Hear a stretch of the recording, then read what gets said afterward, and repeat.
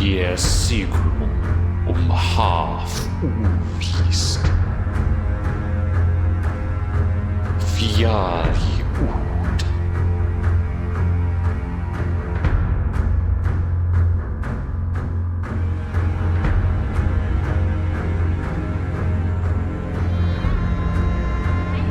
Dangandi til at morgen funni.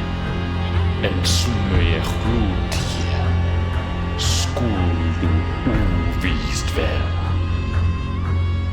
Fjer gildrad. Isted være en alt fjer hovdom hod. Fjer skulle skære væfnatin. Miklu rejteligo kongo varfarinna at stort var Ragnarok. Alle var ligger vid. I tæs i ågolike, hafelike. Og i Vestribyggð. Nightmare at Vestribyggð.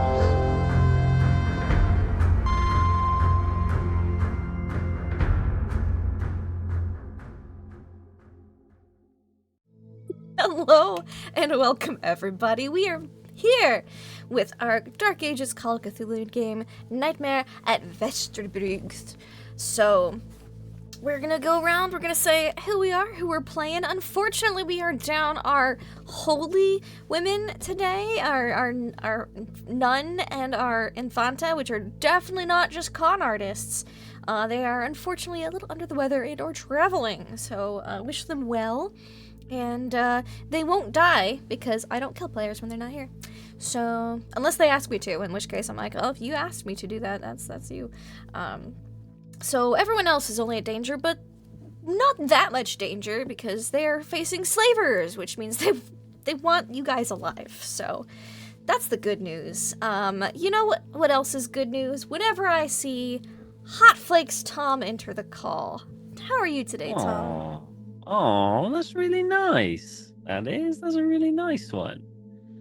Oh, I'm good. I'm not too bad. I'm a lot better now after that. Yeah, it's not too bad. I'm warm. Everyone in the UK is warm. We're always warm. It's just warm. Mm-hmm. It's just warm. But I am interested in playing Salazar to see how he can get out of this one, either by hiding, negotiating, or just waking up. Just waking up. Someone who doesn't need a wake-up call because she's here, Kate Madison.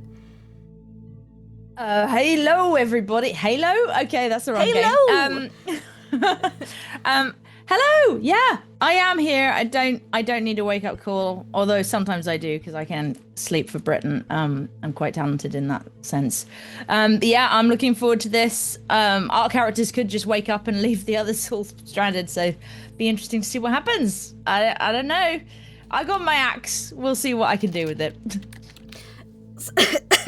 Someone, I want to see what he can do with it is what I think of when I think of NotAPenguin. How are you? Okay. Struggling to unmute. Yeah, I'm here. I'm happy to get going. Hopefully not going to be a slave. Hopefully. Yeah, hopefully. Not going to all rely on Steve and his sailing roles. Yeah.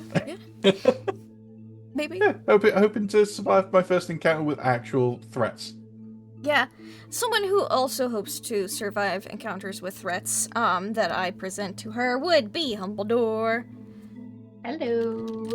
Yes, I'm Humbledore. I am playing Tanya, Bjorn's daughter, who I think is worried that she's brought her sons on a grand adventure only to be horribly enslaved. So I'm really hoping that doesn't happen. And our wonderful GM, a little sneak behind the scenes, was like, I didn't decide this, guys. I didn't make this happen. I'm just a poor GM who never done a bad thing about it. I'm like, come on now. You wrote this campaign. You've done this to us. But she is determined to absolve herself of responsibility, so we'll see how this goes. I thought the Dreamlands would be a cool setting, and then I learned about it, and I was like, yeah, this is a cool setting. There just happens to be black galleys filled with moon beasts and men of How Lang convenient. enslaving people around, and I was like, oh, that would be bad to run into. Let me just put that on, like, the worst number to roll in Call of Cthulhu, because it's a threat that's out there, and then someone who rolled the worst number in Call of Cthulhu would be Steve. HollowTale. Yeah, I definitely did. That was fun. And yeah, I mean, you know what? I just thought I'd make it interesting for you, Lindy. Yeah. That's why I did that. But I'm aiming to only roll hundreds and ones from now on. But I'll be playing Otto Good time. Ludvigsen, the sailor, and one of the only ones who has a bit of sailing skill here. So I will do my best to make sure we're not enslaved. But if we are, it's Lindy's fault. It's okay. Well, you know who says hello, sailor, because her character's married to him? Susanna Grace. It is something I say frequently. Yeah, you got me. Yep. Ooh, dear. I'm good. It's hot here. Province is on fire, so I got the Breaking Bad Mexico filter outside, which is fun. So if I cock over halfway through the session, it's because, you know, I've just died of heat or smoke. And also, you know, trying to get out of being captured on one of these black galleys. Yeah, I play Tovi, who is married to Otto, and has a book full of magic spells from her secret Scottish witch mum. And she's currently using her big, strong muscles to try and row us as fast as we fucking can away from this boat. That is a good call. Someone who also has big, strong muscles would be Pope. Hey everybody, Pope here. Pope World Build on the internet's over at Blue Sky and start playing games. Make both of us use him pronouns, and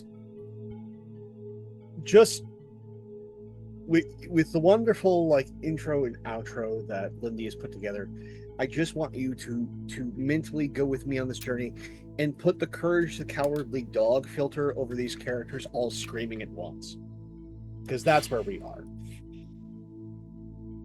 That is where we are. We are here in the Dreamlands. Some people here, people on this half of the screen, are asleep. They're dreamers. They're here only in dream. And the people this ways are here physically. So they really don't want to die because they only got one chance at that. It could be real bad. But the good news is they're not facing murderous pirates. The bad news is they are still slavers, though. So, you know, it could be worse. But they are sailing across the seas of the Dreamlands, aiming to go to Ultar, which is one of the locations of the Great Library, which is apparently a mystical place that has entrances all over the Dreamlands. All over. It's like 7 entrances, I think. 7, 8. And they had several days. In fact, could I have anyone, I was gonna make it Steve, but I will allow anyone to roll a D6 for me.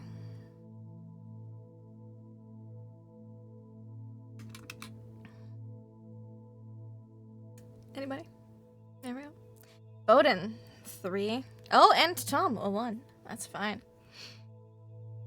That is lovely. We'll just add those together because you want me to do that. You do. You do. You want me to add. You want me to add those together. And then I'm gonna roll a D4. So you guys are 2 weeks and 4 days away from your island. Could have been a lot closer to your island. But you guys rolled within a range of adding on a D4 of weeks rather than a D1 or a D2. So that's good. That's good.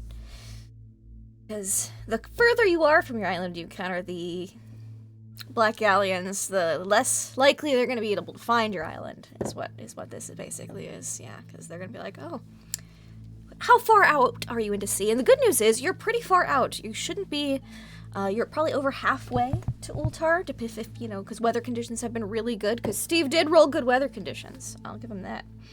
So you guys have had pretty uneventful travel. It's a beautiful day. It's got there's a good bit of wind, not like crazy windy, but like the sails are full. It's made traversing pretty easy. The water's moving, but not too choppy. Yes. Lindy. Yes. Do we, in this dream world, do we feel tiredness? You haven't Like, yet. do we want to sleep? Like, you know, obviously, you know. You haven't yet. Now, you had a harder time waking up originally. Yes. You felt sleepier when it was closer to your natural time to wake up. Okay. So the thing is, are we basically on sail? Are we getting tired and wanting to fall asleep? Or are Not we really. just constant, like in an awakened state? You feel like you could sleep if you just wanted to, but you don't feel tired. Don't Yeah. need it. Okay, got it. Whereas those who are physically here, they do get tired within the normal-ish day-night cycles. But I will say that while you've been sailing, there has been interesting things. Some nights there's stars in the night sky. Sometimes there's nothing in the night sky besides the moon. The moon is always there, though. You can always see the moon. The moon is just a location. But sometimes you get like some aurora borealis. It's very interesting. It's a dynamic environment for the sky. But someone rolled. Oh, I should probably figure out who. I think it may have been Sister Mary Ubula, in which case we'll just say she called out to somebody. Someone rolled a really good. Bowden got a hard success on the spot hidden. That's good. And so you spotted the black galleys before they got close or real close. So you guys have some time to try to do something about that, to try to escape. I know some of you guys took to the oars, but I know some of you guys were also wanting to try some other things. A little dreaming, maybe, a little magic. We're just gonna say I have, let's see, that's not the right, that's crimes. We don't want that section yet. We want, where's my oars? There we go. We've got, Sister Mary, Bera, Lydek, and Torvi, ? On the oars. Right now, you guys are rowing, helping you get a little faster, but I know that Tanya and Torvi, you guys were thinking of maybe trying to do a little satyr. Yeah, I can stop rowing if I need to focus more on the. Does on the anyone magic. want to take Torvi's place on the row? Umik. Okay. I'll say that Tanya's sons, because she has 4 boys who do know how to sail. They're doing more sail stuff, unless you give them Yes, other they're orders. up on top helping, providing assistance to Otto. They're between the ages of 10 and 12, so they're larger and nimble. And they're big, tall boys. They're very tall boys. Yeah. Tanya will kind of grab Torvi.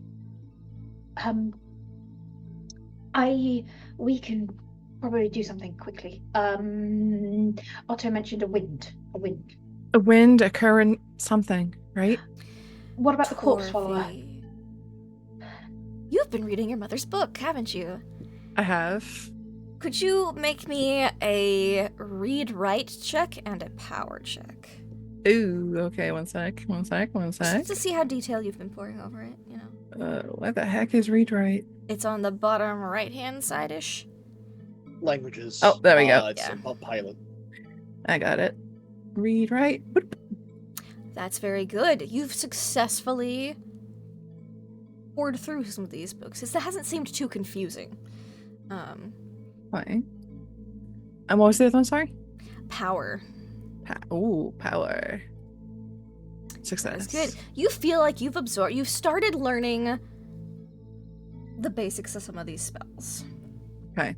So, you've read in the book that there are ways to alter the weather.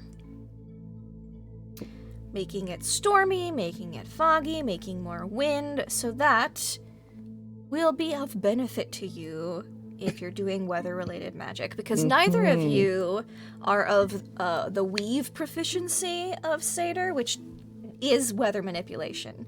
So it's going to be a little harder outside of your normal realm of Satyr, but you are in the Dreamlands, so imagination will also help. So I just wanted to throw that into Torvi's noggin for this conversation. Okay. I'll put you back in with Tanya. All right.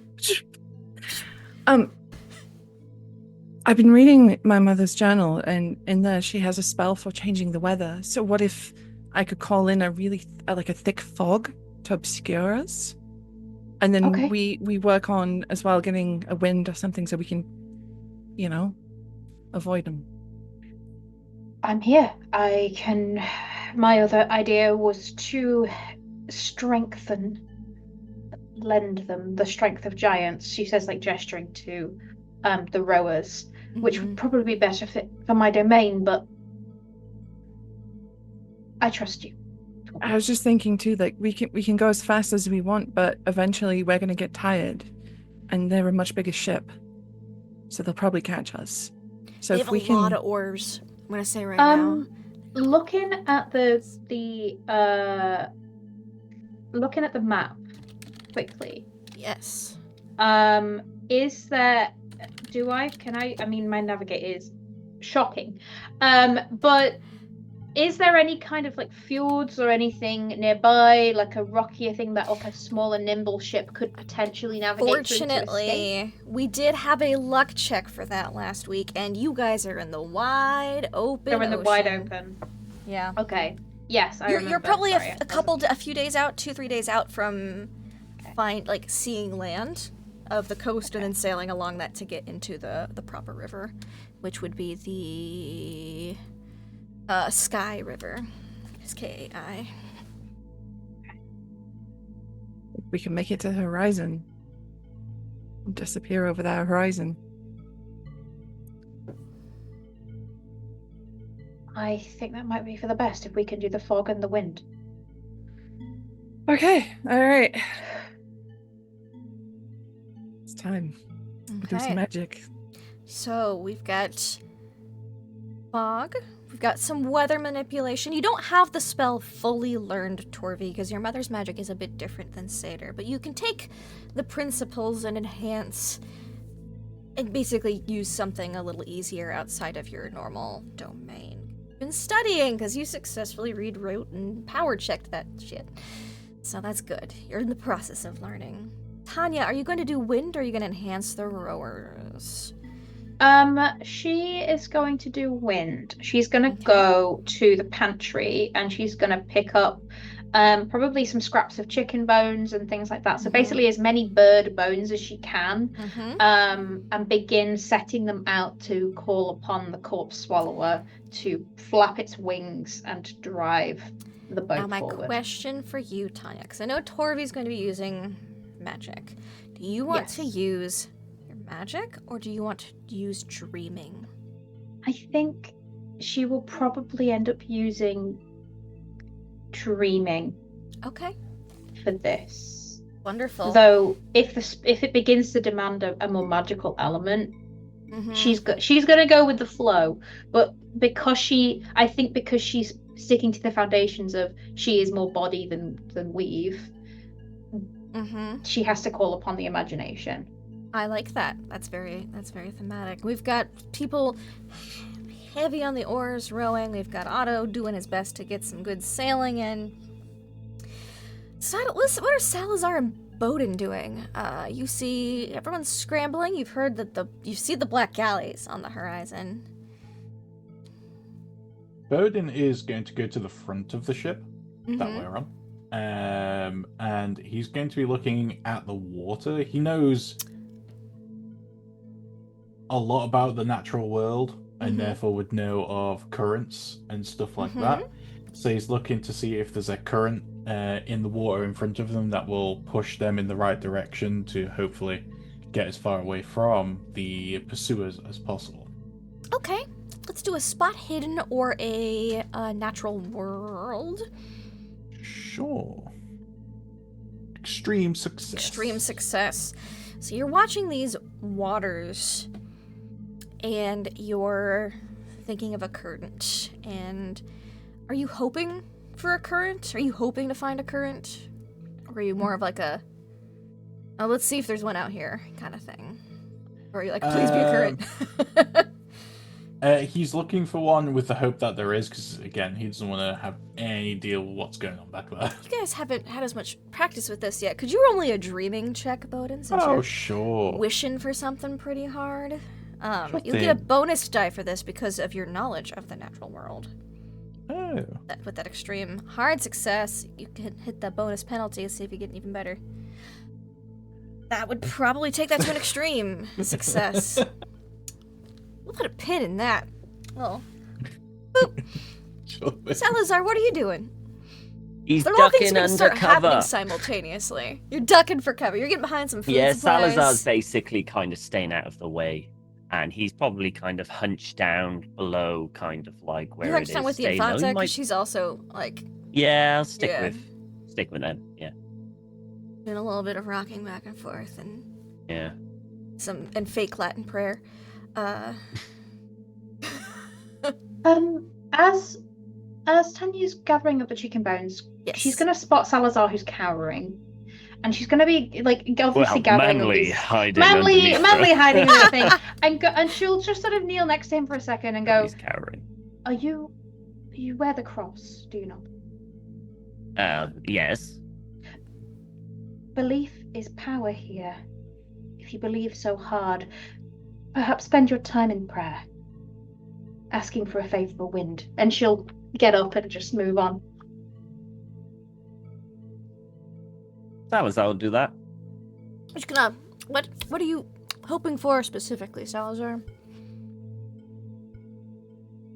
To a prayer for wind.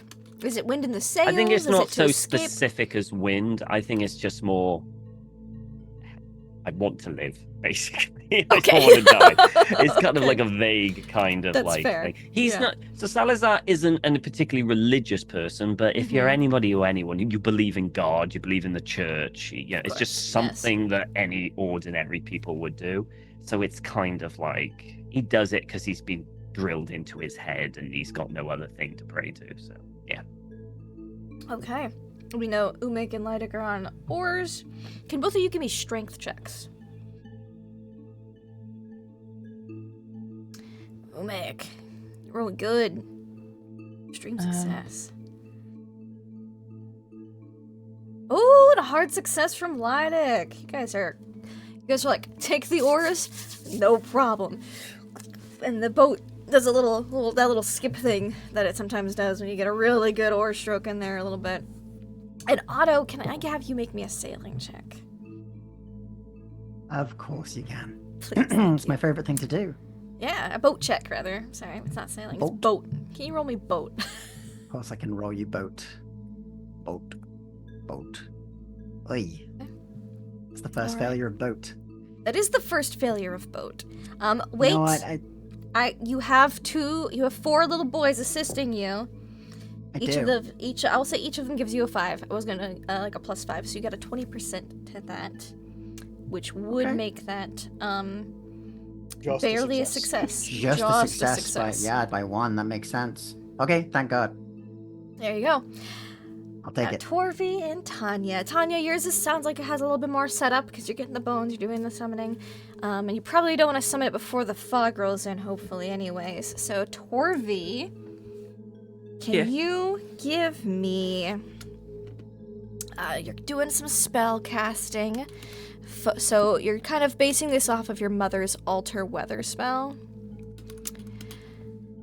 How many degrees do you want to shift the weather? Right now, it's a clear, breezy day. If you want it foggy, that's 1 degree from clear, and you probably want a little less wind in the vicinity. You want wind in the sails, not Yeah. to blow away the fog. So that would be another degree to take it from breezy to calm. Okay, 2 degrees. we'll do that. Foggy but calm. Okay. Still.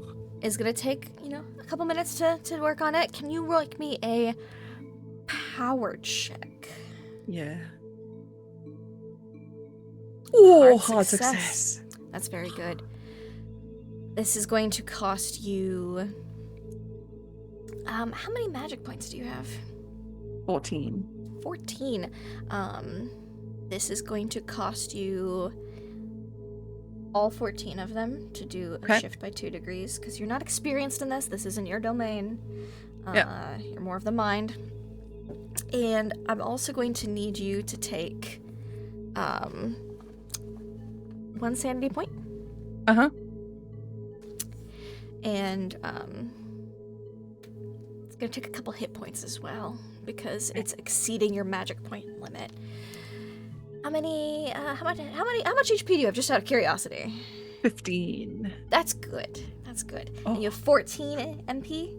Yeah. 4 hit points. 18 to shift it. Okay. By 2 degrees. So you calm the areas, and this is a 2-mile radius, I believe. Whoa. This will affect them. And you guys. This affects a big swath, which is why it takes so many magic points. And a little sanity. So, shifted it from clear to foggy. You see the wind calming a little bit, but you got people on the oars, so you're still doing good. They also have people on the oars, so you've both slowed down a little bit. They have more people on more oars, but they're also a bigger, heavier ship. So, but then the fog starts to roll in, and Bowden is like, please let there be a current. Please let there be a current. And with your extreme success in the natural world, it doesn't really look like there's any, major currents here. Oh, wait. Suddenly there seems to be a bit of current here. How many magic points do you have, Bowden? Bowden? Yeah. He has 13. That's good.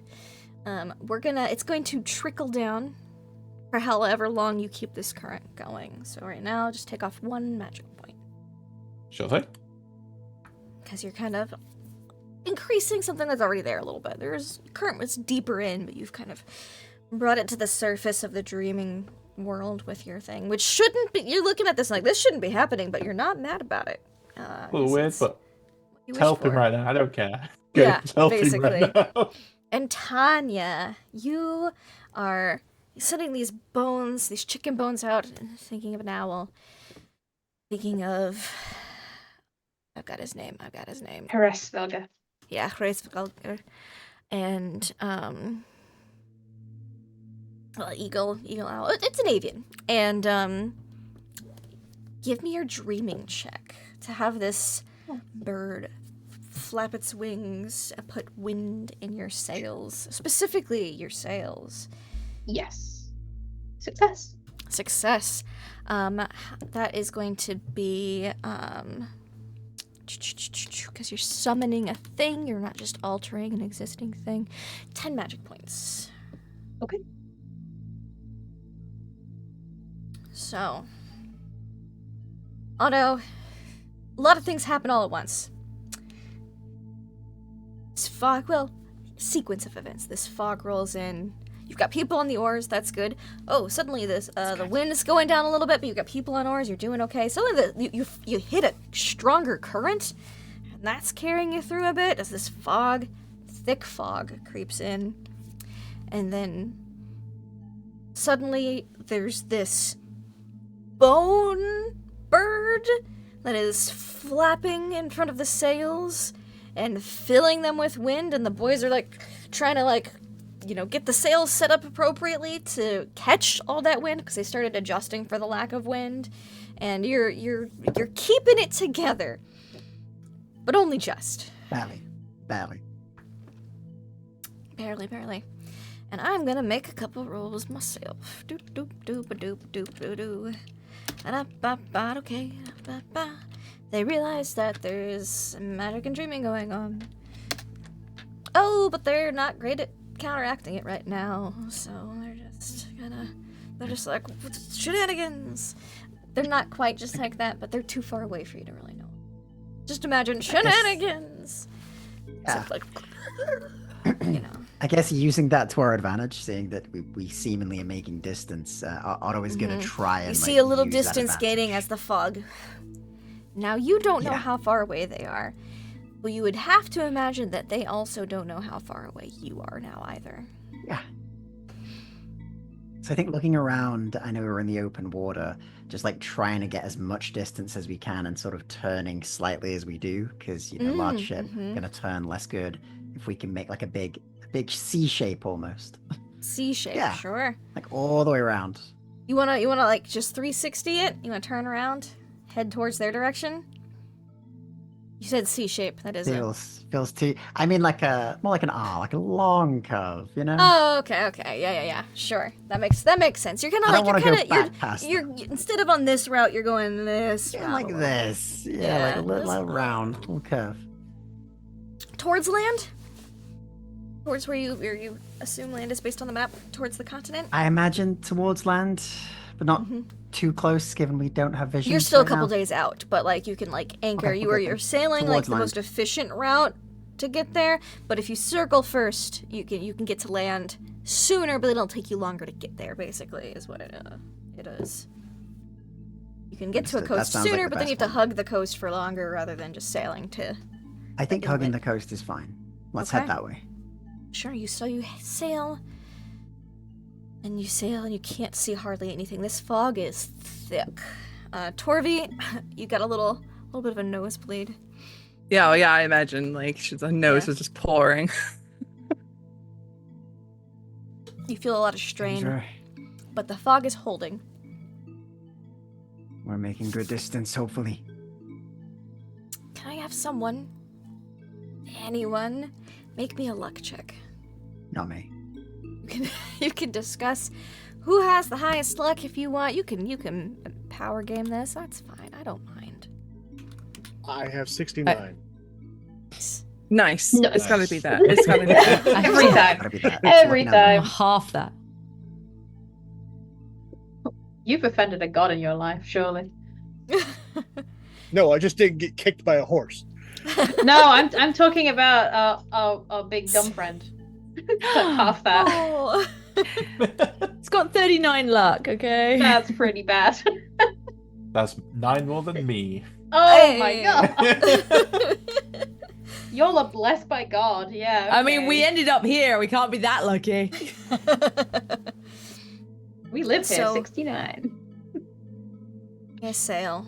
It's quiet except for the sound of rowing and the clacking of these bony wings as they flap wind into the sails, seemingly. And it's quiet. You don't hear anything. It's the water, and it is probably hours. Bowden, you can keep that current going. You said you did 13.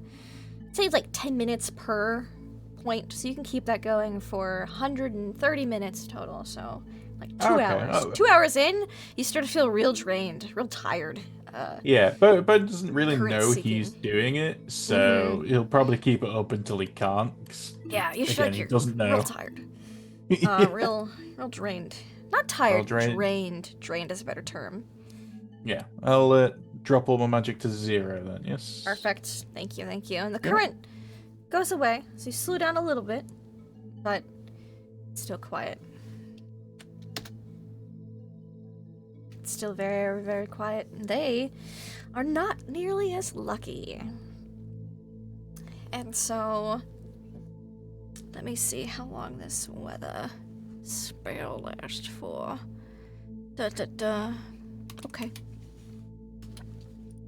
So, you guys, it's about 2 hours to about the time Bowden's current wears off. The fog also begins to thin. And the bones start flapping a little more tiredly. They're still there though, because I've got a chart for scale and effect. So you still got some extra wind in your sails, but the fog's beginning to thin. It's not gone completely, but it's starting to thin out a bit. And can I have spot hidden checks to see if you guys see black galleys.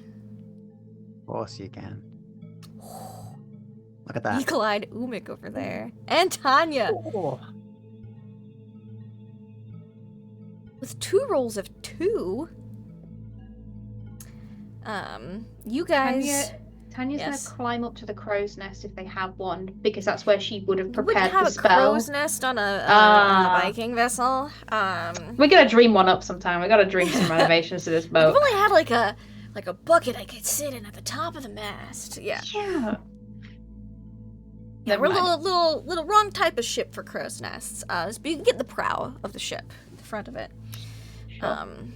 And you do not see the Black Galley anymore. Both of you seem to have obscured yourselves enough and bought enough distance and speed and time, and they chose an incorrect direction to follow. They got off course a bit. And you guys are seemingly safe for now. Would Tanya be able to spend the last of her 4 magic points to maintain the bird until it dissipates? Just because they feel safe right now doesn't mean she wants to give up the edge at this moment in time. You can spend those last 4. It'll extend the duration just a little bit. That's fine. Can other people spend magic points on this or not? On dreaming for this, Yes. depending, yes, they can help sometimes. What is the depending? It depends on their familiarity with what you're dreaming of. Like, if they have no idea what you're doing, then they can't assist you. But if 2 people have the same dream, you could say, they can both contribute to a project or a thing. So Tanya is going to go to Umi, who grew up with their sister telling them stories of all the different giants, all the different Vanir and Aesir, and will point to that bird made of chicken bones and just say, could you believe in this a little bit for me, please? I'm running low. I see it, so I'm kind of believing it already, but It's okay. It's the corpse swallower. It is Vestribyggð. In miniature. But in here. So should I make a dreaming check for this? Yes. Success. How many magic points would you like to spend, Pope? I've got 13 to spend. Okay. Would you like to spend all of them? Yeah. How many would you like to spend? You can spend as many or as little as you want. Just take them. Just take them? Okay. The duration has extended for its existence.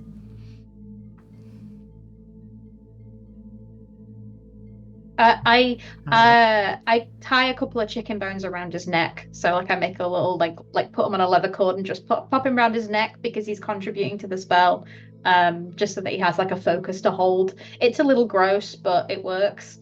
So, thank you, Umik.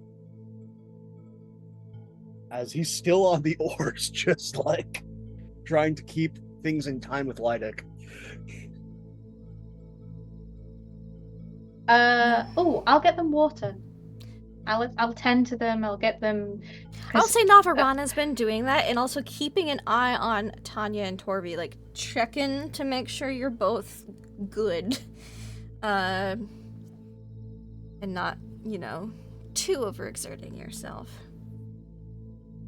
Poppy looks knackered, but I think she doesn't look like she's dying or anything. You don't look like you're dying. She was a little concerned with blood, but then she stood hovered around you for a little bit and was like, okay, there's not anymore. It seems to just be a little bit of overexertion, but not.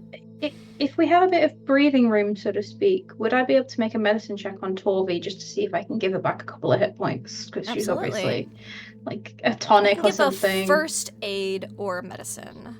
First aid first, because you gotta diagnose basically. Yeah. Success. You get 1 hit point back, Torvi. Sick. Thank you.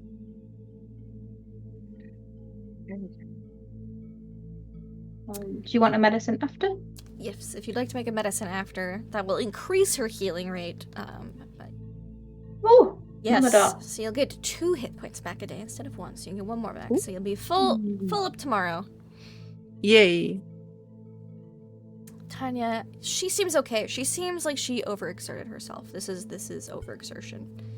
Okay, so she's gonna give her like some drafts of like wormwood and sorrel and all the invigorating things, incorporating all the beasts and creatures of the earth. You've seen the vulva do this a couple times, just a little bit too much into.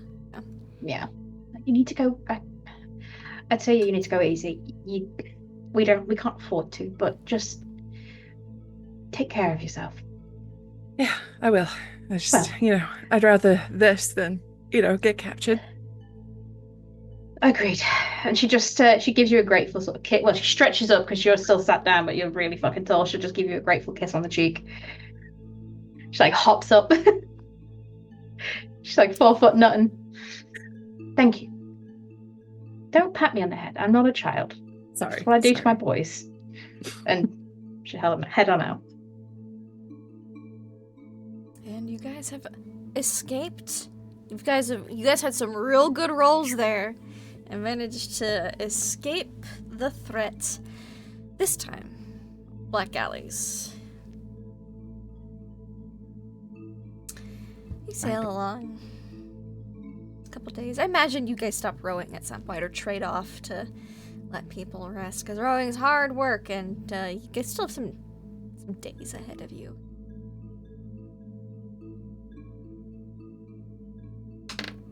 Another 8 days. 8 days? Another 8 days. Are we not feeling tired at all? I will say, you're gonna start feeling tired pretty soon. Navarana would approach Tanya and Torby after the incident, probably the next day. So, I do not know when our dreamers will be waking, but I know they will be eventually. I have a feeling that the waking world, that is your village, is very strong tie to the location, its reflection here in the dream world. So, if they go to sleep and wake up again, they might wind up back there. But I've been working on these, and you see she'd pull out some bones, some little, kind of like the bone tokens, the ivory tokens you guys have. But these all have the same symbol on them. And she says, these, if we give them to them here, and then keep some on this boat, keep a symbol matching on the boat, they should be able to return to the boat or to whoever has the symbol. If we wish to leave the boat, we could create an anchor for them to dream back to. Should I do this? I wasn't sure if you wanted them to be on the boat. I think we should ask them. Yeah. Okay. They should have the option whether they want. I mean, they did get on the boat, and if they were stuck back at the dream village, they're not going to be able to do much from there. I don't mind the buddy system. Good thinking, by the way. Thank you. I've not had to do this myself before, but I have seen it done by another Angakuk, so she'll take up the tokens and she'll go, hello, dreamers, and go over to where I'm sure that the Infanta and Sister Mary Ubula and Salazar, Lydic, and Bowden, that side of the boat. Because I don't imagine you guys are super mingly. I could be super duper wrong, but I tensions have been high. Bowden's all over the place. He's just like seeing new things. He's like drawing because he's got all of his stuff with him. So he's drawing, and then he's going to be disappointed when it's not there the next time he comes back. Because it doesn't go back with him, I believe. So anything he does, it doesn't go back, and then it's going to come back and it's empty again. You'll see some things, but you're drawing in your Dreamlands journal. And you would see the Inuit, the Thule woman, approach and say, "Could I have all of the dreamers' attention, please?" Some of you are starting to feel a little tired at this point. You will probably be waking soon, and when you do, you'll be back where you were asleep in the waking world. When you go back to sleep, you will most likely return to the dreamlands, but in the same place as in the waking world. So back many nights that way. Into the reflection of the village. I have been working this while we have been sailing on these, and you see some little bone tokens. They all have the same symbol on them. She goes, "If I give you these, and we have a matching set here, when you dream again, you should return to, you said the buddy system?" She looked at Tanya. Like a buddy system. You should return next to your buddy rather than back in the village. So, like, anchoring us to this other person. Yes, like a tether, like a rope if you are climbing a cliff face, so that way you do not fall. Do we recognize the symbol? You can give me an occult check. Yeah.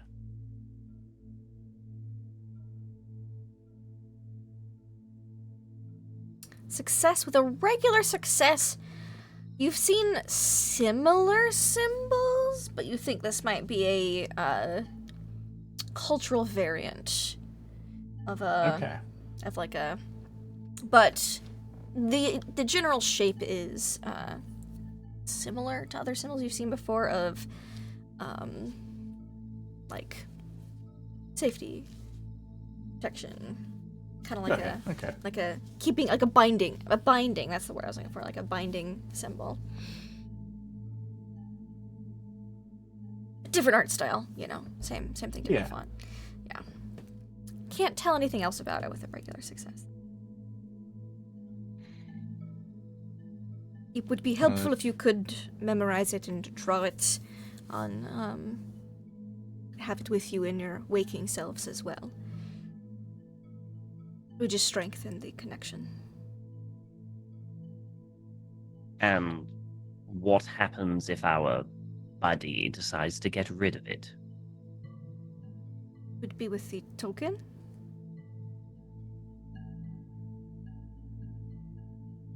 Wherever, if they left it here on the ship, it would be here on the ship. What if they throw it in the ocean? Well, it will float. It is bone. So... She says that, like, so reassuringly. Like, oh, you won't sink. I made them out of bone, not stone, for that reason.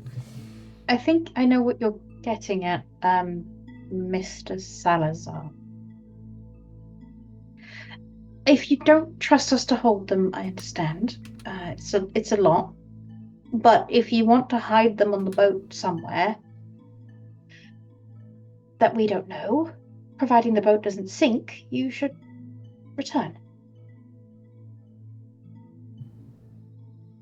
I just don't know how far we're going to travel, or if we need to get off the boat or have to abandon ship. That's all.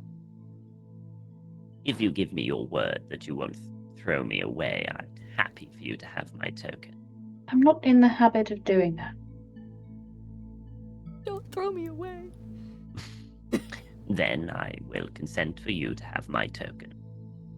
I mean, I think if they didn't want us here, they wouldn't bother with these tokens at all. Then we'd be not able to come back. I'm not worried about this particular moment. I'm worried about further down the line. Well, don't piss them off. Would I piss anyone off? Salazar's never pissed anybody off.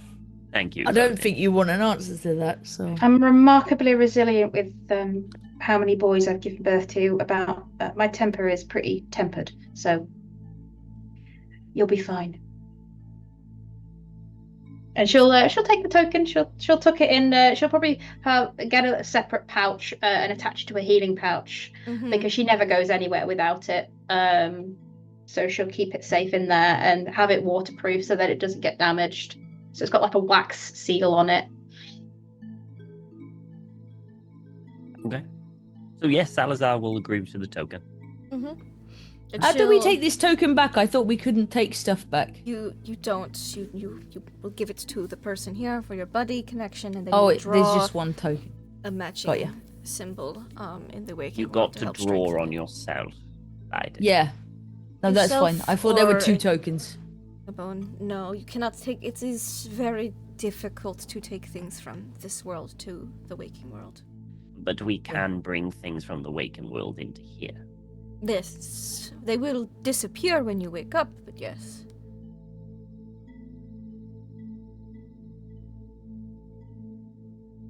Unless you bring them back. I can take yours if you trust me with this, Lydic. You seem like a trustworthy sort. Yeah, sure. You can have I'll that. stuff it away. I'll keep it safe. All right.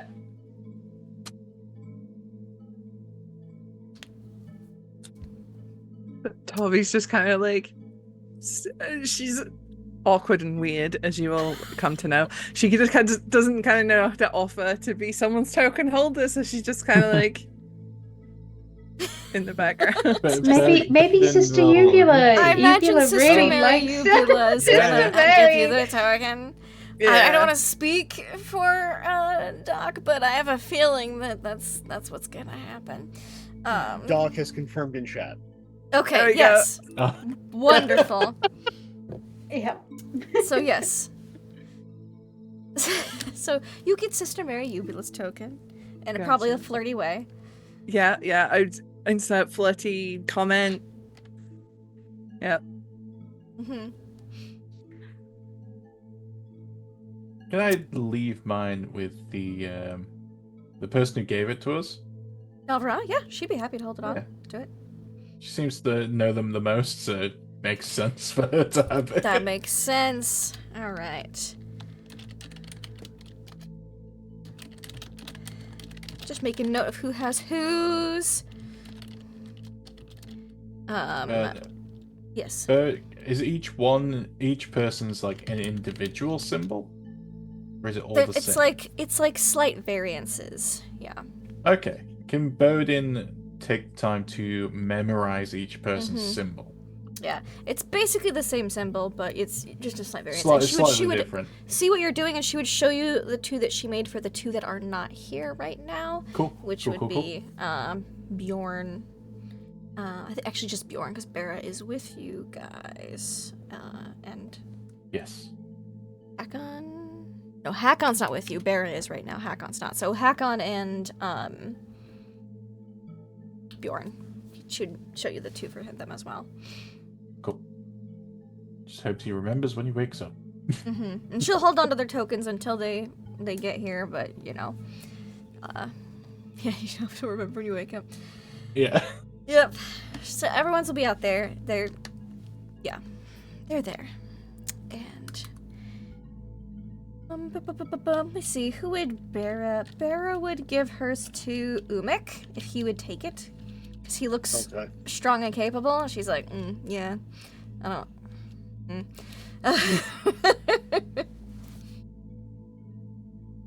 And then That's fair. yeah, you don't have the other 2 with you right now, so they'll decide later. Oh, I know who they're gonna pick though, but it's gonna be funny.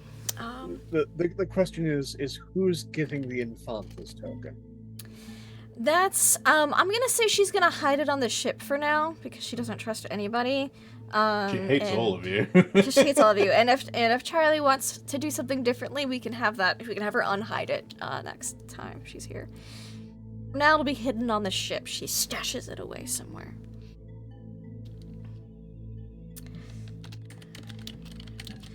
And you guys sail. No other disturbances on the chart. You only got 1 encounter this time. That's nice. And you start sailing up the Sky River.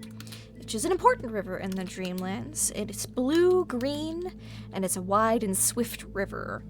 It has its headwaters in a valley, and you can see there's some northern slopes of a mountain nearby, and you can see a little bigger seaport further down. You're passing, since you're going on the coast, you're seeing a lot more little fishing villages and some bigger towns. But you do get to the mouth of the river. You see a good bit of river traffic. This appears to be a broad and well-traveled river.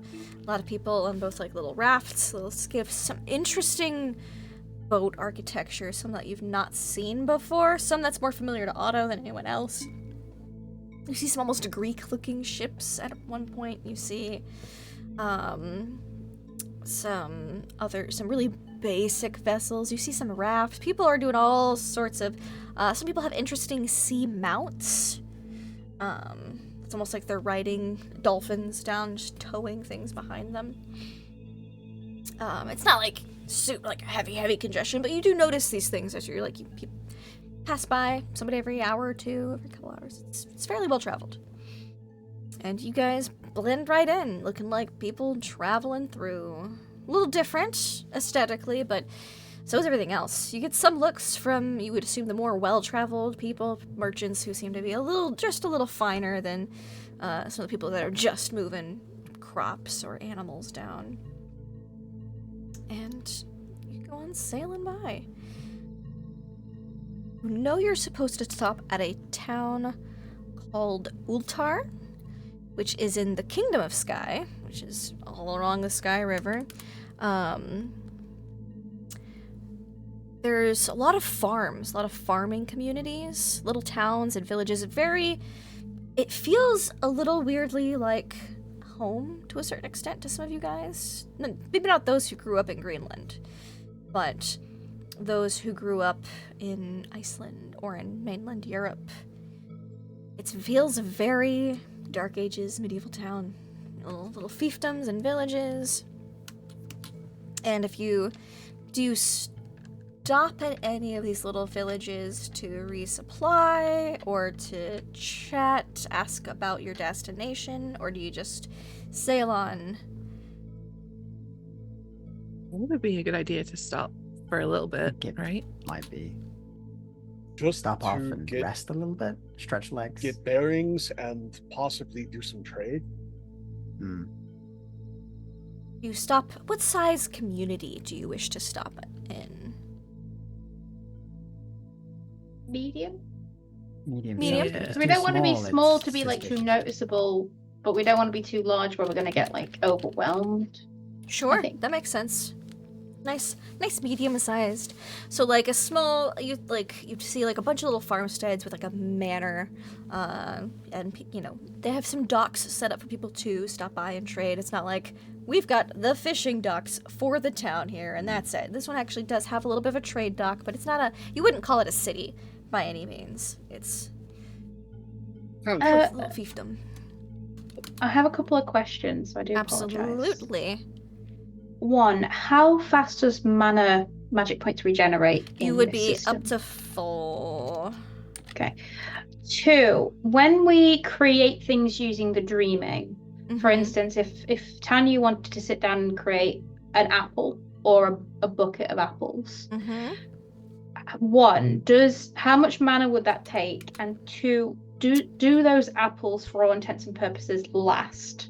So would they provide the nourishment needed to sustain They somebody? would provide, if it's, hold on, let me get to my chart, my dreaming chart, because there are ways to make things permanently stick in the Dreamlands, which that would then provide sustenance, but if you only put enough points in it to make it temporary, then it's not going to provide sustenance per se.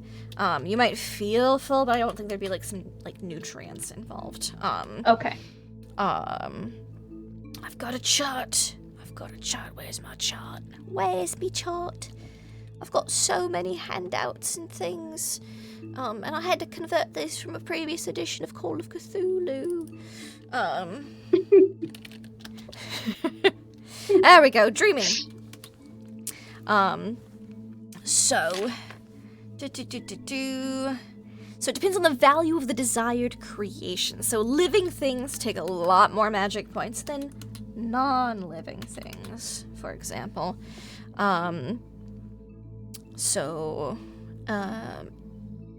Basically, it would be, that's a percentile amount, small, like a piece of fruit.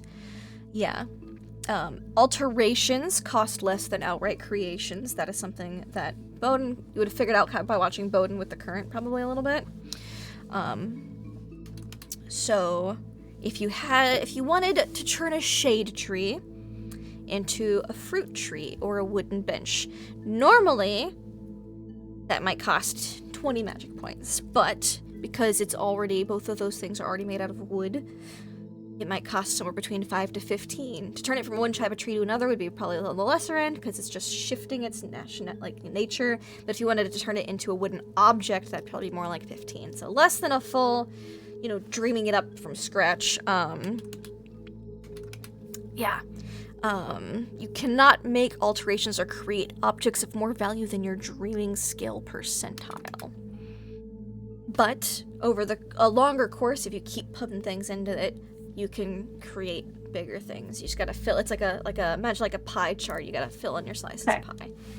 So on that basis, if I say got a bucket of seawater, because most fruit is water, and I went, I'm gonna turn this into a bucket of oranges. I'd say if you had seaweed, it'd probably need to be a plant.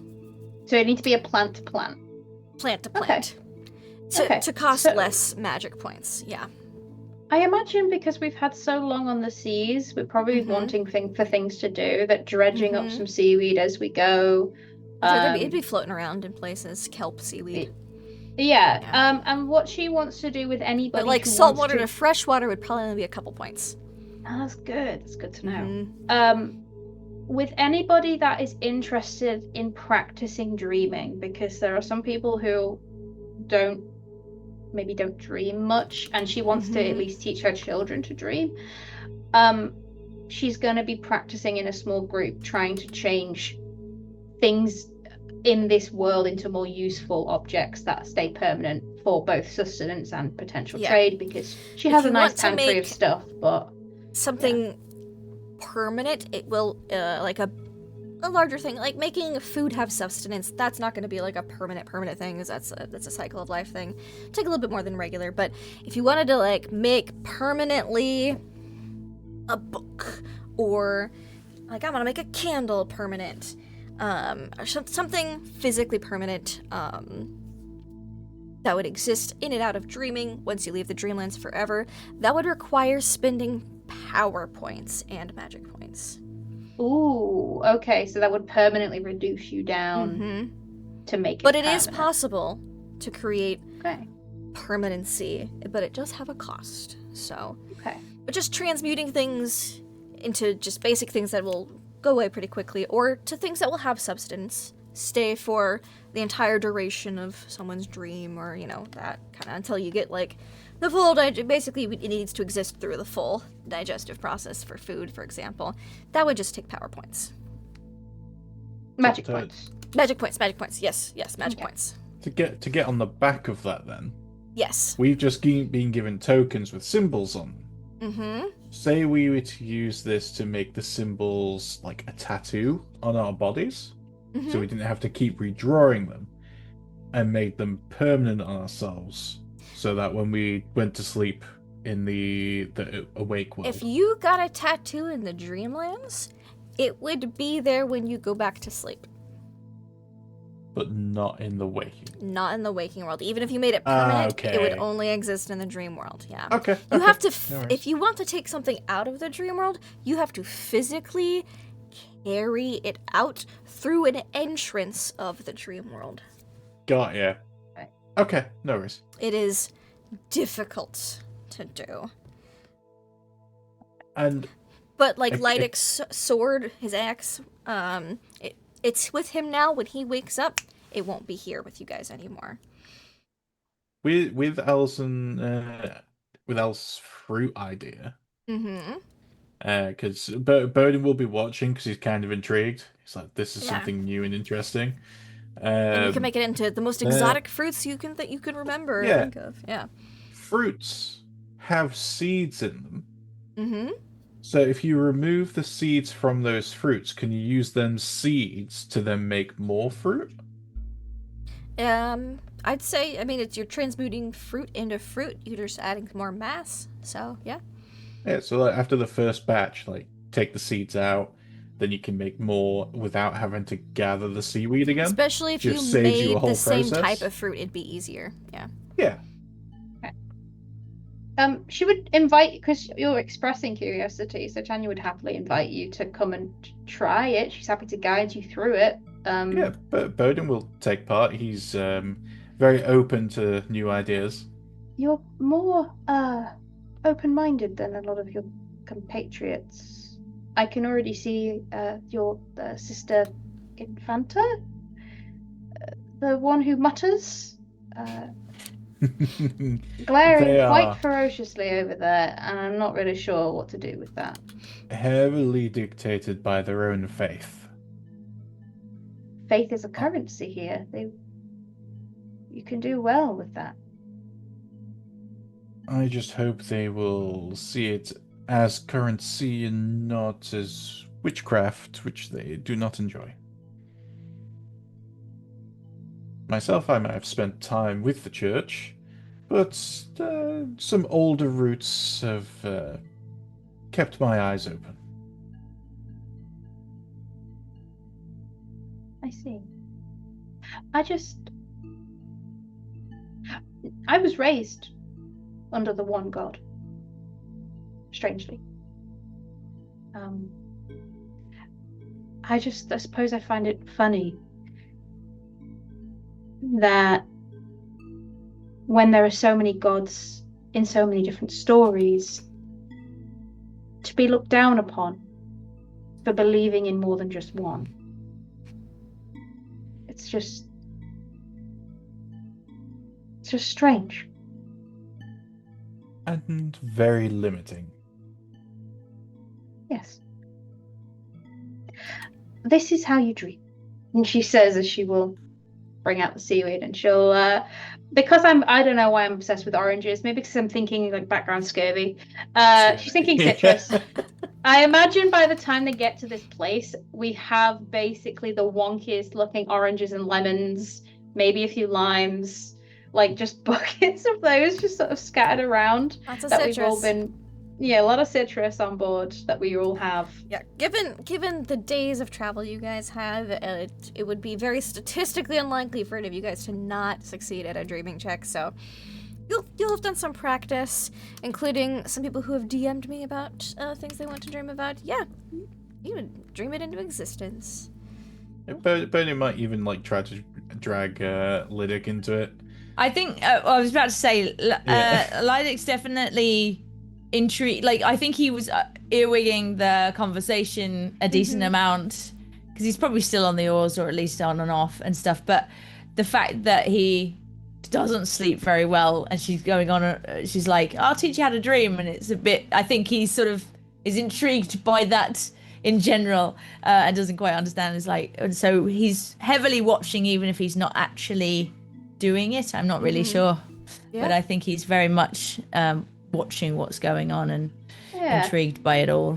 Yeah. Tanya will not respond to that directly, but but raising the children that she's raised and the different personalities that have come across her household, you probably remind her maybe a little bit of Benedict, who very much didn't have the confidence to a lot of the time to speak, but would watch. So she would probably just nonchalantly move slightly closer to you, but still maintaining sort of conversation with Bowden, but would go slower in the demonstration. She would do like the guided meditation practices. She would be orating quite slowly, quite measured, so that you could follow along if you wanted to, but there wasn't a pressure to engage.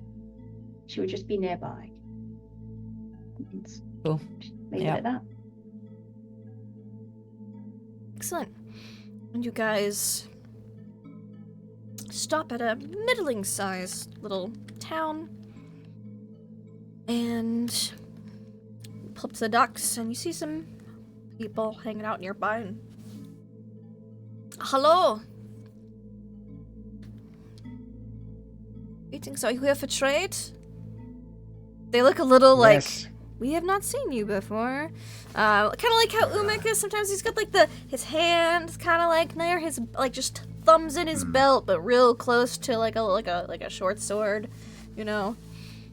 Yeah, I mean, it's just above the belt. The hands are both there. Yep. That's it's very similar, very Umik-like. In that regard. I think as we're sort of going in, I think Otto will go. We're not from around here. Can we dock? Yes, of course. What kind of trade? Basic goods, or do you need to speak with the burgomaster? He'll look to like Torvi and Tanya at that one, as he's not really a talker, as he'll start to sort of tie the boat off. I'm the boat guy. I do boats for trade. You will want to speak to the others. I believe they're looking for basic goods. All right, then I will not let the Stuff burgomaster. for repairing, like patching sails, foodstuffs. Yes, the like. yes. Daily things. Yes. Can I have your name, the captain's name, so that I can put it in our records? Otto Ludvigsen. He looks like interesting name, but it doesn't say anything. It just notes it down. Right, I shall fetch some people who have trade goods of the ships and travel goods. Yeah, I will bring them here. To the dock. Feel free to stretch your legs. I will let the guards know you do not mean intent. Please keep your weapons sheathed. Is all we ask when in town. Of course. I've left mine on the boat. And he nods, as like, oh, that's very polite of you, and we'll go off. And you see him talking to like a younger kid who just goes off running into the village proper a little bit more. And you see that there's people here like mending fishing nets, kind of sitting on the sides. People are going about daily village life. It's a little weird to see such mundanity after the strange things you guys have seen, but here it is. Oh, I think Torvi, being in a new place with new people, she's got that scarf up again, hiding her mouth with the teeth and the scars and everything. And I think she's probably, because being a vulva, she's got like that cat skin hood, and she's gonna like pull that out too. She's trying to. She feels a bit self-conscious, but then she's like 6'7" and she has a big staff because she can't walk well, and she's got the big hood and things, so she stands just out making even you look more ominous. Yeah. Does everybody get off the boat? People stay on the boat? You guys, what you guys doing? You hanging out? Get off the boat. Alright. Yeah, getting off the boat. Salazar's getting off the boat because he just wants to try fucking land. Yeah, Salazar, you're not as seasick here. Oh, good. That's good. Still wants to get off the boat. Yeah, but you're not as seasick in the Dreamlands on boats. It's a little smoother. Oh, goody. So are all these guys sleeping? Are they all dreamers? No. How can you tell if someone's dreaming and someone's actually here? Is there a tell? You'll have to ask Navarana for that. Okay. You see, she's like getting things to like. She's like going through her bag of like basically taking inventory, seeing if she needs to trade anything. Okay. He will go up to her and say, Yeah. You seem to be able to tell who is dreaming and who is not. How so? Yes.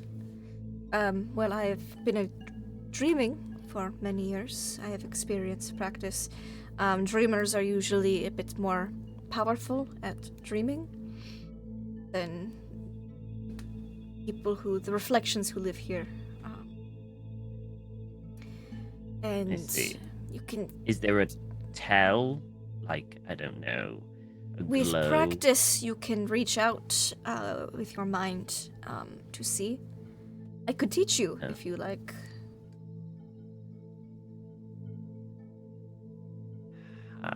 What would it require? study, practice, learning. I could do those things. What would you like in return?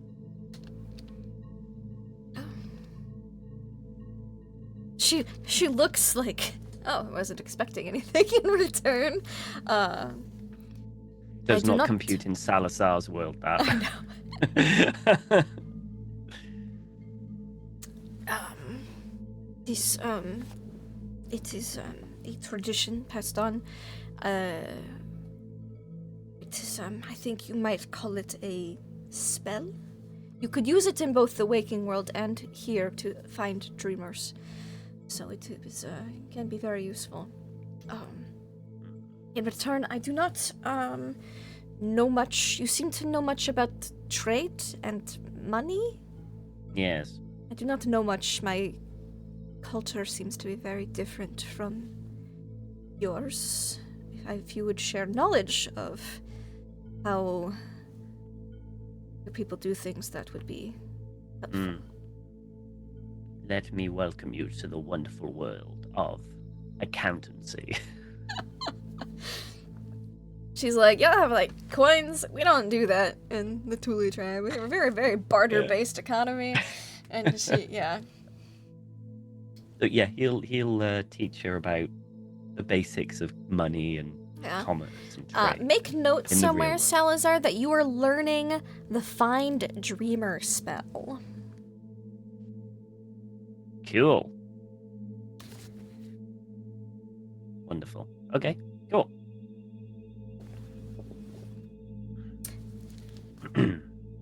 Some, I won't call them people, creatures, can immediately tell if you are a dreamer or not. I see. So, you say dreamers are more powerful at dreaming things Yes. into existence here. Yes, the What? locals, you will find they can do minor dreaming, like turn fruit into other fruit, like Tanya has been showing people. But to create objects, larger objects or objects with permanency, they will struggle a lot more than a dreamer will. I'm quite surprised that myself and those here are as strong of dreaming as we are we are here physically. I do not know if that is because of the tether, or if that is because we are still new here physically. But most So is of there the any denizens benefit here, at all being here physically? you don't wake up. I suppose that could be if you were traveling and you didn't have the token system that we have. Yes, it can be This difficult tether you to. mentioned Yes, to the real world, the anchor. Yes. the anchor, which was the place of that mess. Yes. Yes, the ritual. There's a barrier preventing us I'm not going surprised. further. Do you know much about it? Well, it is an anchor of an evil god, so I imagine she would wish to protect it from meddling.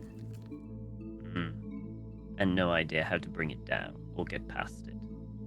We need to sever it.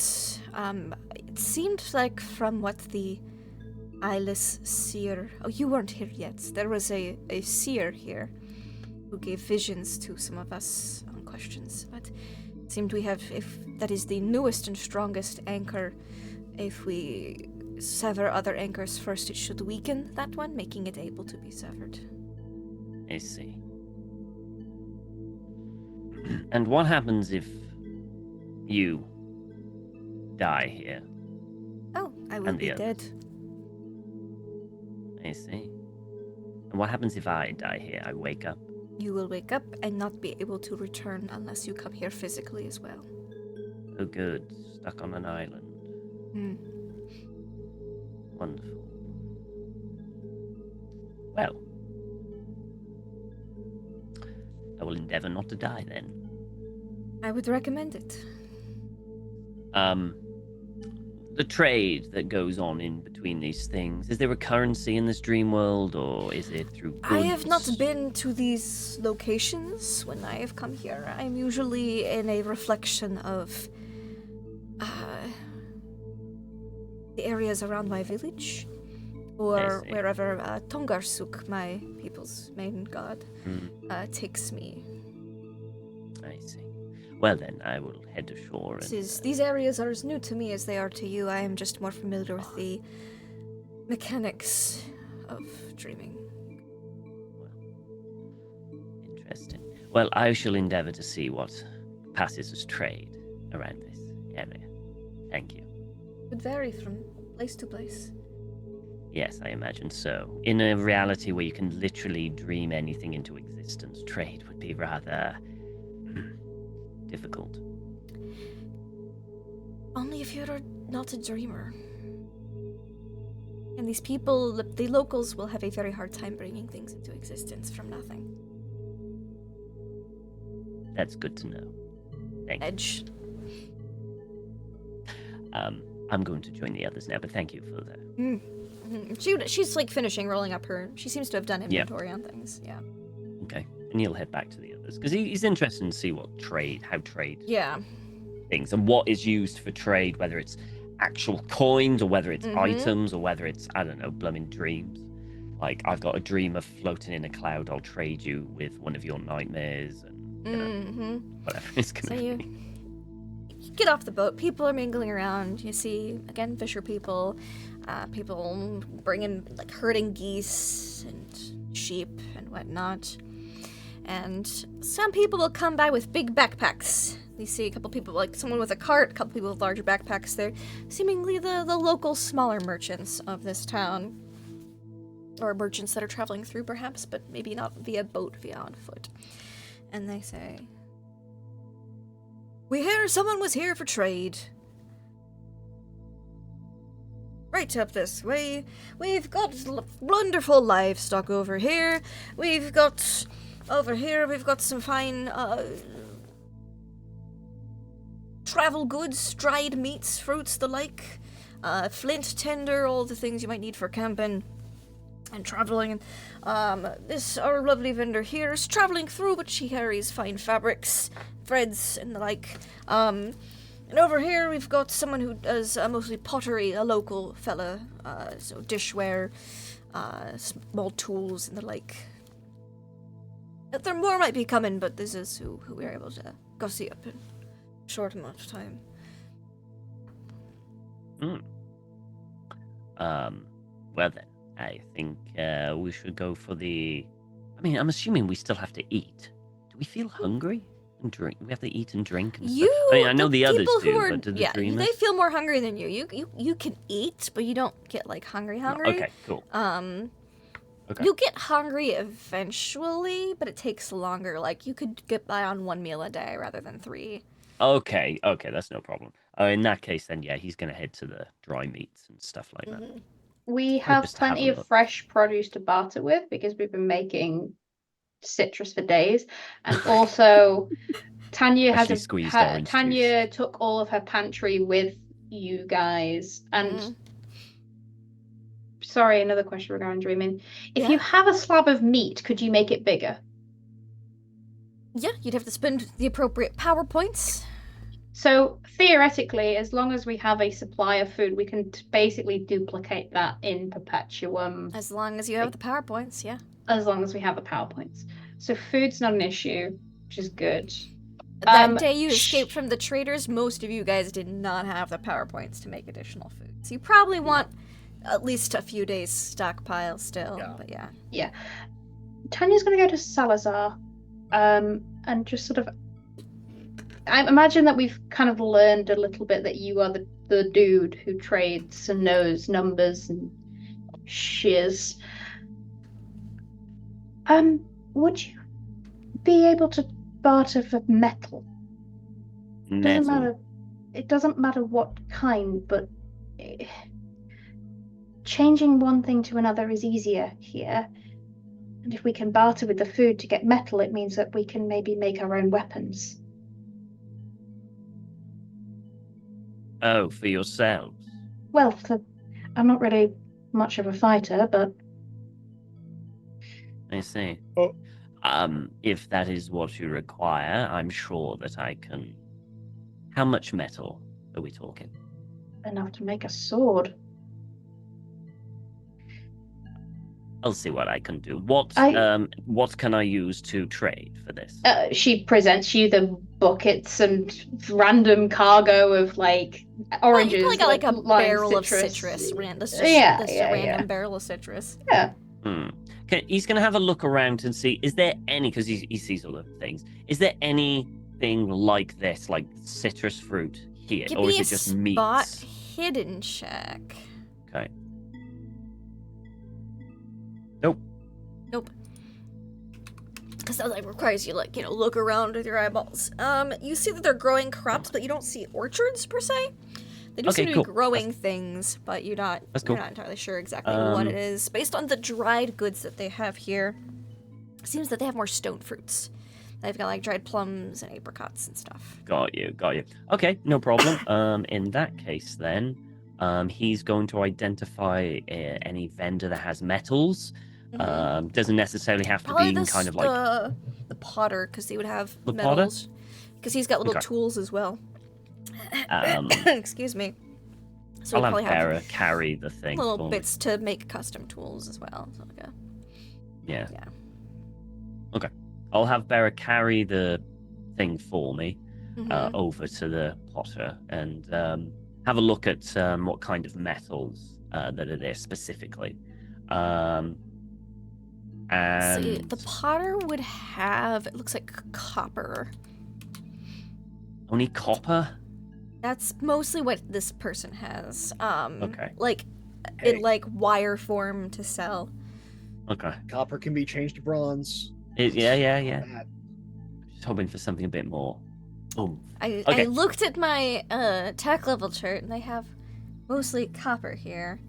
Okay, cool. You do see some bronze metal. tools, like in town, like like a handle and a bucket. But okay. The merchant that's here is a potter, so he would have copper to shape with. That's things. fine. Yeah.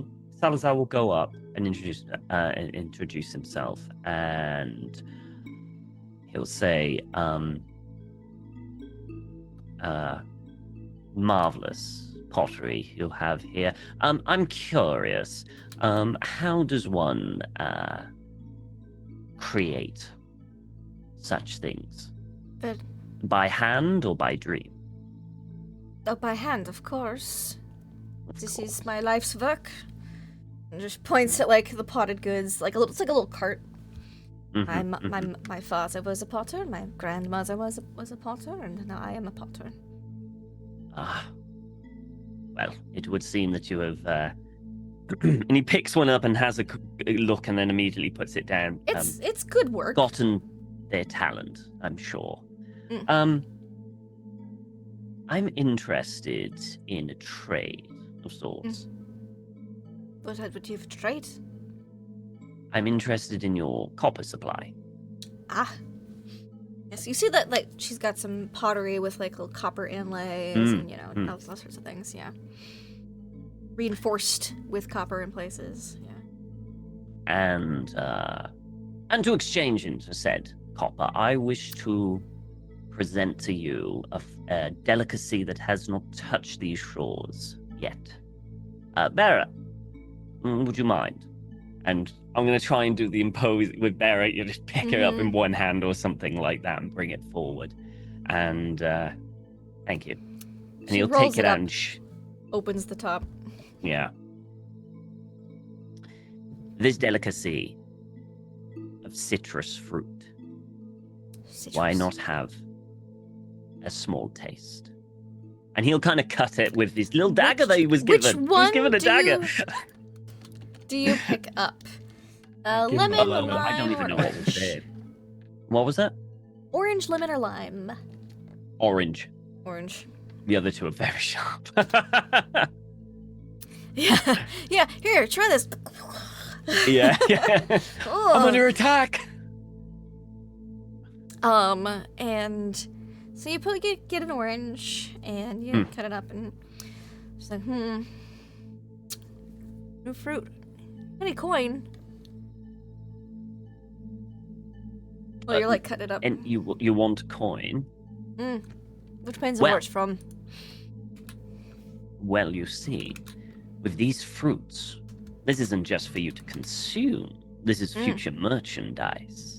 Never before seen on these shores, and never before seen on many, many shores, I assure you. So, I don't know about never Or seen trap. before. I mean, they're not native to this region, but I've heard of. you've heard of them, but have you seen them? Have you tasted them? Not tasted them. It's usually noble's food over here. Indeed. Very rich. And you could be the sole supplier to those that are coming next. Now, Are you surely that is worth something. Establishing a trade route. Potentially. Right. And what is it you want in return? Please? Your entire copper supply. My entire copper supply Yes. that I have just on me, or including the stuff I've got back in my workshop. Everything. Everything. Well, she looks at the. Okay. This is full. No, I've got It is. something else in it and just sits on the top. He'll put his hand in and just go all the way down and bring Yeah, out move a around. random, All right. and then pop it back in. She's made a pretty good accounting check to evaluate their worth. I suppose this could cover most of my taxes if I turned them in. How old are these? How long are they gonna be? What's the shelf life on these things? That is a very good question that Salazar doesn't know, and he will say, properly stored, these could last you months. Right. And how do you properly store them? Keep them in the barrel. Keep them in a cool, dry place. All right. Can you dry them? Like the You can dry plums, them, which will apricots. prolong them, but they lose flavor and juice if you were to do such things. Oh, so you can juice However, them. they can be Just takes used like a as a slice kind of the orange. Wouldn't be bad juice. All right. Give me, I'd like a social check of some sort, Salazar. fast talk. I would accept a fast talk. You're Cool. you're kind of selling her a lemon. Gift of the gab. Yeah. Fuck me.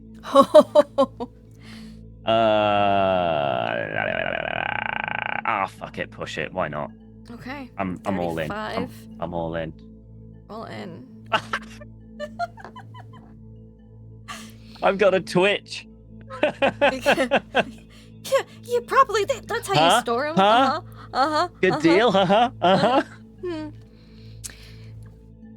I'm just gonna roll her. Right. Well, tell you what. Can't give you my whole copper supply for just lemons. We're not a fruit-based economy here, but it is a bit interesting. I can tell you what I've got on me right now.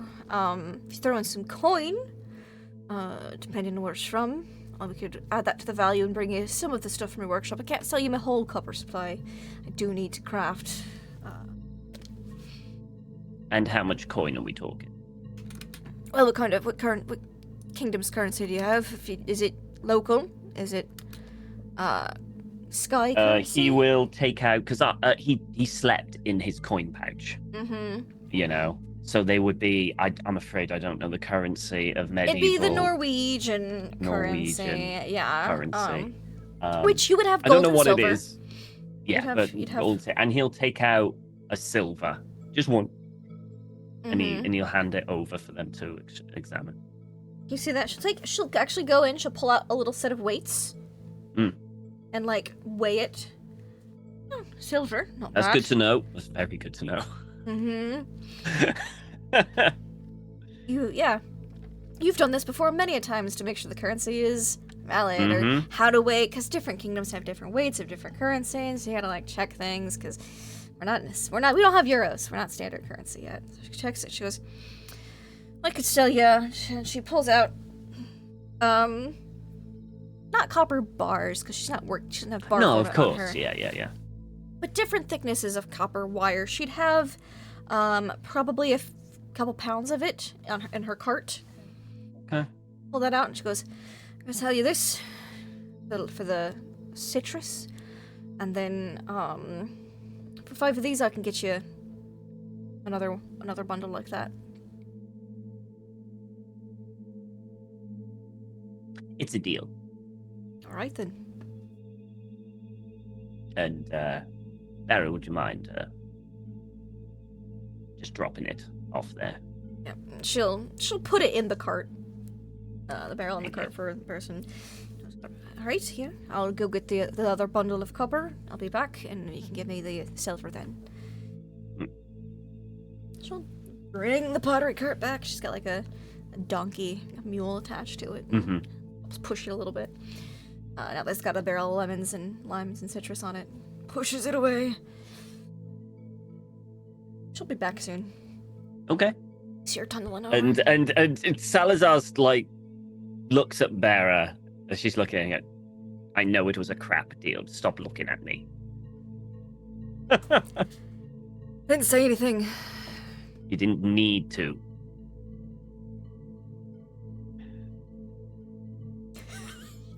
She just has an amused expression on her face, but she doesn't say anything. As she goes back to with the rest of the group. Is anybody else doing any trade? Bowden has an idea. Mm-hmm. This is like it's a medium-sized place. Yep. And it seems to have multiple people of different origins, like different places. Yep, So got some people he's- traveling. A couple of the traders seem to be traveling through. Yeah. He's got the idea that like the healer of this place would have knowledge of multiple people, multiple different sets of people. So he's looking to find this person to expand his own knowledge and trade his own in its place. Ah, yes. So you ask around about the town healer. You'd hear that there's a medicine man. Who could absolutely, the herbalist is what they would call him. He would be, in that hut over there. It's like a big mortar and pestle outside. Probably the ones that like have the handles. You can really do a big, grind on it. And herbs drying outside. Some look familiar. Some look completely alien to you. But you knock on the door. Any of the ones he knows, as in Bowden knows, that aren't there, so he knows that he actually Several. has something to offer? Yeah, Okay, you that's fine. have a bunch of European herbs. Maybe some European herbs and some completely different. You would recognize some as being rather exotic, as in they'd probably come over from Asia or Africa. But then some that, again, they look completely alien, like you've never seen that before. Yeah. Okay. Yeah. He would knock on this headman's door. What do you want? What is it this time? Apologies. I'm looking to learn from yourself. The door opens. Who are you? You don't look like you're dying or pregnant. No. I'm Bowden. Emergency? No, Bowden. I'm much like yourself, a healer. Oh, you're I'm- traveling I'm- through? You here to steal Yes. my knowledge? My secrets? Not steal, trade. Oh, I have my I see. own that I can share with you if Like you're willing to share secrets. with me. Yes, I like secrets. Please come in. Come in. Actually, no, I'll come out there. Curls at the door. Closes it behind him. Right.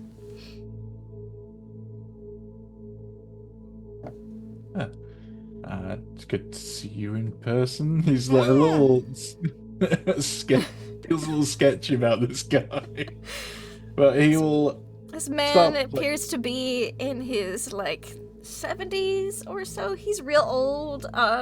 Yeah. Gray, big, long gray beard. Bald spot on top, but long hair everywhere else. Wearing a tunic, leather, simple soft-soled leather shoes, and a like a basket backpack. Okay. But Bowden's going to start easing him in, like showing him he knows what he's talking about by like gesturing to the herbs he's got outside that he Yes. knows and going, this is for this can be used for this. But then throwing in a herb that isn't there, that Bowden knows of to spark his curiosity Okay. before going to the stuff Bowden doesn't know. Okay.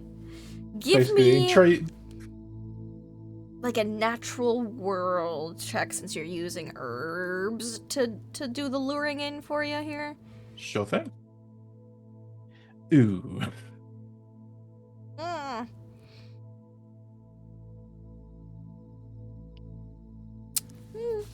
I suppose you don't know everything. Yeah, this is. I can see if you wish my secrets. I wouldn't be asking to expand my knowledge if I knew everything. As that is true. That is very true. No, very few things know everything. Only a man, just as you are. Yes. Ah, good. Good. All right, fair. What secrets can you instill to me? You stupid herbalist. Like, it's just Rude. everyone knows this one doesn't treat sore aching joints. It's for cough. And he points to the only one that you got wrong. Yeah. Yeah. Yeah. He will start going over like some of the ones that he may not know about. Mm-hmm. Do you have them to different show boxes. you? Do you have herbs with you to show He does him? have his back with him, so he does have some of them with him. If you do that, that'll help. And go, oh, I haven't seen this one before. Where does it grow? Starts going over the details, but he'll make him an even better deal because his magic has recovered. Yes. So he has some of the herbs, and he's been shown like you can make things from other things. So he'll go, I can give them to you right now if you're willing to share. I've not experimented with the properties of these funds yet. He's probably looking at saffron. You probably have a little bit of saffron with you, and maybe some mulin's too common, but probably a couple of lesser traded because either they're difficult or a little more pricey. Be like, oh, all right. Have him roll a. I have to have him roll a check. Oh, I do like secrets and new things. All right, if I ever tell you, point to. I will do an equal exchange. You point to what you want to know about, and I will point to what I want copies of. More samples. Okay. Bone's gonna go for the things he's not seen. Yes. It's just like, I don't know if I'll ever run into them, but it's better to be safe. Some of them than are weird sorry. colors. Like there's like a really purple plant with probably like green and orange flowers that he's got drying up. You see a couple of them like growing very sparsely, but it seems to be a local kind of thing. Yeah, he'll point to that one then. Since it's local, so it's better than nothing. Ah, you really aren't from around here if you don't know what that one is. But I'm happy to tell you all about it in exchange for that. And he points to one of your herbs. And he will tell you that this is used to fight infection. It's used Good. Yeah, like if people get cuts and whatnot, help to fight infection in those. It's an orange and purple plant, yeah. Yeah, he calls it a cowbell. Kind of like bell-shaped, drooping over. Okay. But it's like weird colors. Yeah. And you look to whichever one he pointed at. Yeah. Yeah, and he will use his new ability. Give me that a he's dreaming seen he's roll. got to make a plant and a seed, so he can make his own.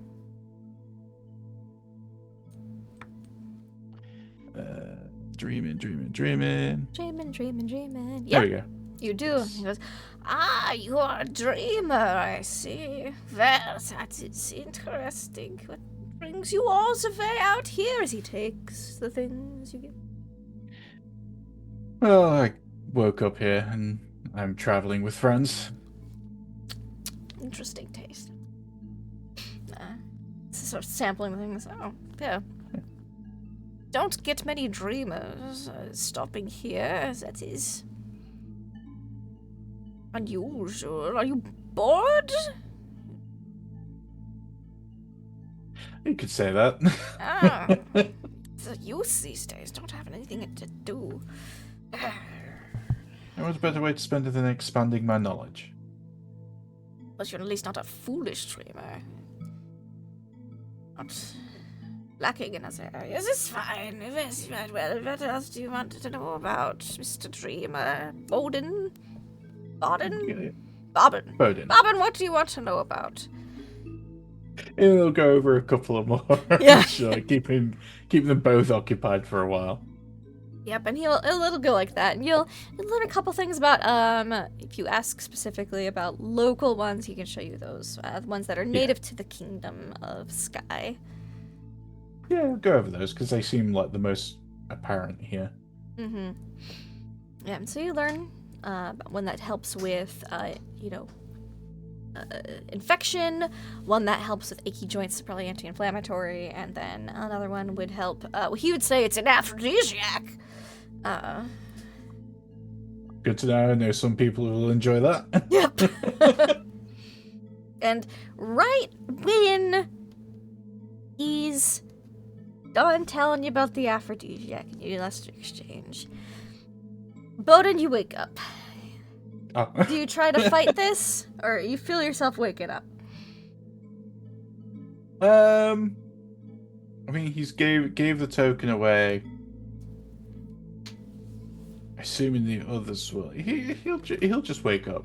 That'll be fine. Yes, you wake up. About that time, Salazar, you're also waking up. While you're waiting, you see her coming back with the cart, and you feel yourself starting to wake up. Okay. I want to fight that. I don't want to wake up just yet. Okay. To fight it, can you please give me an idea check, intelligence check. Sure. Extreme success. You're fighting it, you're holding in, you flicker for a minute, and she goes, "You a dreamer?" Sorry, what? Thought I saw you flicker. No, just, you know how it is. Big fast talk, Salazar. Oh, come on! Right. Uh-huh. Well, that'll be, the 5 silvers. This other bundle of copper. He hands over the 5 silvers. Thank you, Baron. Let's get this to, wherever we need to get it, very quickly. Now, Salazar, are these silvers that you had with you in Norway, or are these ones that you've dreamed up? No, these are the ones I had in Norway. Okay. No. Yeah, and he's gonna head back to Tanya as quick as he can, because he can feel himself slipping. Uh-huh. Yeah. What about Lydic? It's not a pretty sight. Salazar Russian. What's Lydic doing in this village time that you guys have here? Is people doing trade? Bowden's talking to some old guy in the distance, pointing at plants. I think he's just kind of watching everybody in a way. Like, I don't think he doesn't really have anything that he thinks of that he can trade. Plus, he's like, what would we do with it? We're about to leave, potentially, and, like, we can't take anything. We've already been told we can't take anything with us. So, what's the point in trading? So I think he's just very intrigued by this place. Like, he's been told that all these people are kind of here, and he's sort of thinking, did they all do these weird rituals? How did they all get here? Where did they all come from? The deep questions. Yeah, I mean, he's thinking to do stuff, and he's looking around at these other people as well who they're with, thinking about, well, are they actually going to it? Like, and he's remembering he's trying to keep remembering the symbol as well that he knows he's got to somehow remember and write somewhere. And so he's sort of just watching and mulling and sort of observing, trying to sort of figure out what everyone else is doing and why and what exactly our task is now, because his task is very I mean, I'd say he is keeping a close eye on Salazar, because that is still his main job. And Bear looks amused by him, and he's doing a lot of talking and gesturing over the citrus barrel, and he almost looks he looks kind of amused and happy with himself. So it's like, okay, well, at least he's having fun. He's just kind of looking, keeping observant. Torvi, Otto, like, what are you guys doing? And Tanya as well. What are our non-dreamers doing? Tovi wants to find, put around a bit in town, just have a little walk around. And if there's, anywhere that gives her, these people could chat about stories about, the land and stuff like that. Maybe, a pub or something, you know what I mean? Where people are likely to just be chatty to There'd be a little stranger. pub, a little inn, a little tavern. Yeah. And she'd happily, if anyone else wants to come along, she'll happily go with that. But yeah, she's pointing around looking for people to have stories with, share stories with. Yeah, I think Otto, not being he's not really a person who goes ashore much anymore aside from your place because he's been locked, would probably join you, because he's I don't know where to go. So I think he'd just be like, I come into town with you and support you. So little hubby wife duo going to the tavern. What about Tanya and Umik? You go first, Umik. I have some questions first. Sure. We essentially raided our village for supplies before we ventured off. What do we have when it comes to fishing gear? Oh, you'd have a good bit. You guys were flush with fishing gear. You guys have nets. You probably have some hooks, some strings. You guys are good on fishing gear. Okay, just making sure. Also, just the first thing he does is sort of observe the fishermen in the fishing boats and see what they're using in comparison to what we have. You see a couple people on the shore using a rod, a cane rod, a pole. And then, but people who are getting on boats are using nets. All right.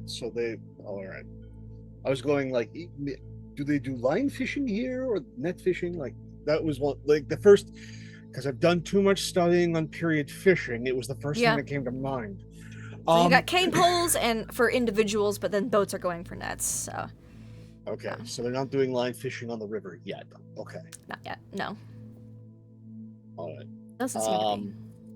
So it's much like the stuff we have, which is primarily nets. Maybe with a few of those there on the shoreline might have a few pots for getting crawdads and things of that nature. Yeah, you probably see some kids digging in the river mud. Okay. The first is just observing that, then the mind turns towards looking at the local guards and seeing what weapons they have. They seem to be very short sword based here. Short sword, and some of them have short sword and shield. Okay. Basic leather armor. The shields, I'm guessing, are just wood, maybe wrapped with leather. Okay. Leather wrapped wood. Getting a feel for, so our spears would probably work very well against these folks. Yes. Good to know. Yep, they absolutely would. Again, he's spending a lot of his time just observing everything. and taking everything in quietly and just assessing. He's not talkative right now. Yeah, you'd probably notice since you're looking around and observing, there's a couple of young kids who are just like looking at you and talking amongst themselves. You're apparently very interesting to them. You have a very shiny set of armor. Shiny set of armor, very large man. Yep. A couple one of the little boys keeps trying to like stand like how you're standing. It's kind of cute. But they don't approach you. They're keeping their distance, but studying you. Tanya, what are you doing? She is gonna do a couple of bits. Mm-hmm. She's gonna ask her boys to go on a little exploration mission. Not stray too far outside of the village, obviously, Yes, but Mom. just to have a nice look around. If they see any unfamiliar plants or anything that doesn't belong to anyone, maybe just do a bit of foraging just to see what you can bring back. If you find any sand, that would be great. Okay. And just have a bit of fun, get a bit of rest. Okay? They scrabble away. They do the buddy system, basically go off with your twin. Yes, it's fine. And what she will do, unbeknownst, because her original plan was to take Bowden and offer medical services to the people here. But Bowden is gone and is speaking to a man. And I think it works out in Tanya's favor because this man doesn't look like he has very good bedside manner, let's say. So she is going to set up a small, I say stall. Gonna do a bit of trade with the townsfolk just to see. She's gonna offer some of her herbal remedies, some of her potions, her potion making ability. So anyone with an ailment can come to her for a quick thing, just to see what they're more offering. interested in potions than base herbs. That's fine. She's got potions, so she's got potions, tonics, oils, ointments. You all definitely the get at stuff. least 3 people asking about a love potion. Okay. She can probably sell an aphrodisiac that contains things like chili and maybe a tiny amount of cocoa that would invigorate the blood and get blood You wouldn't have flowing. chili. We're too early, unfortunately. Oh, okay. Chili is Whatever North American aphrodisiacs that we have. thing. No chili, available. no chocolate. You're like, it's man, the world, the history of some of these ingredients is fascinating, and I've watched way too many YouTube videos and read way too many things about it.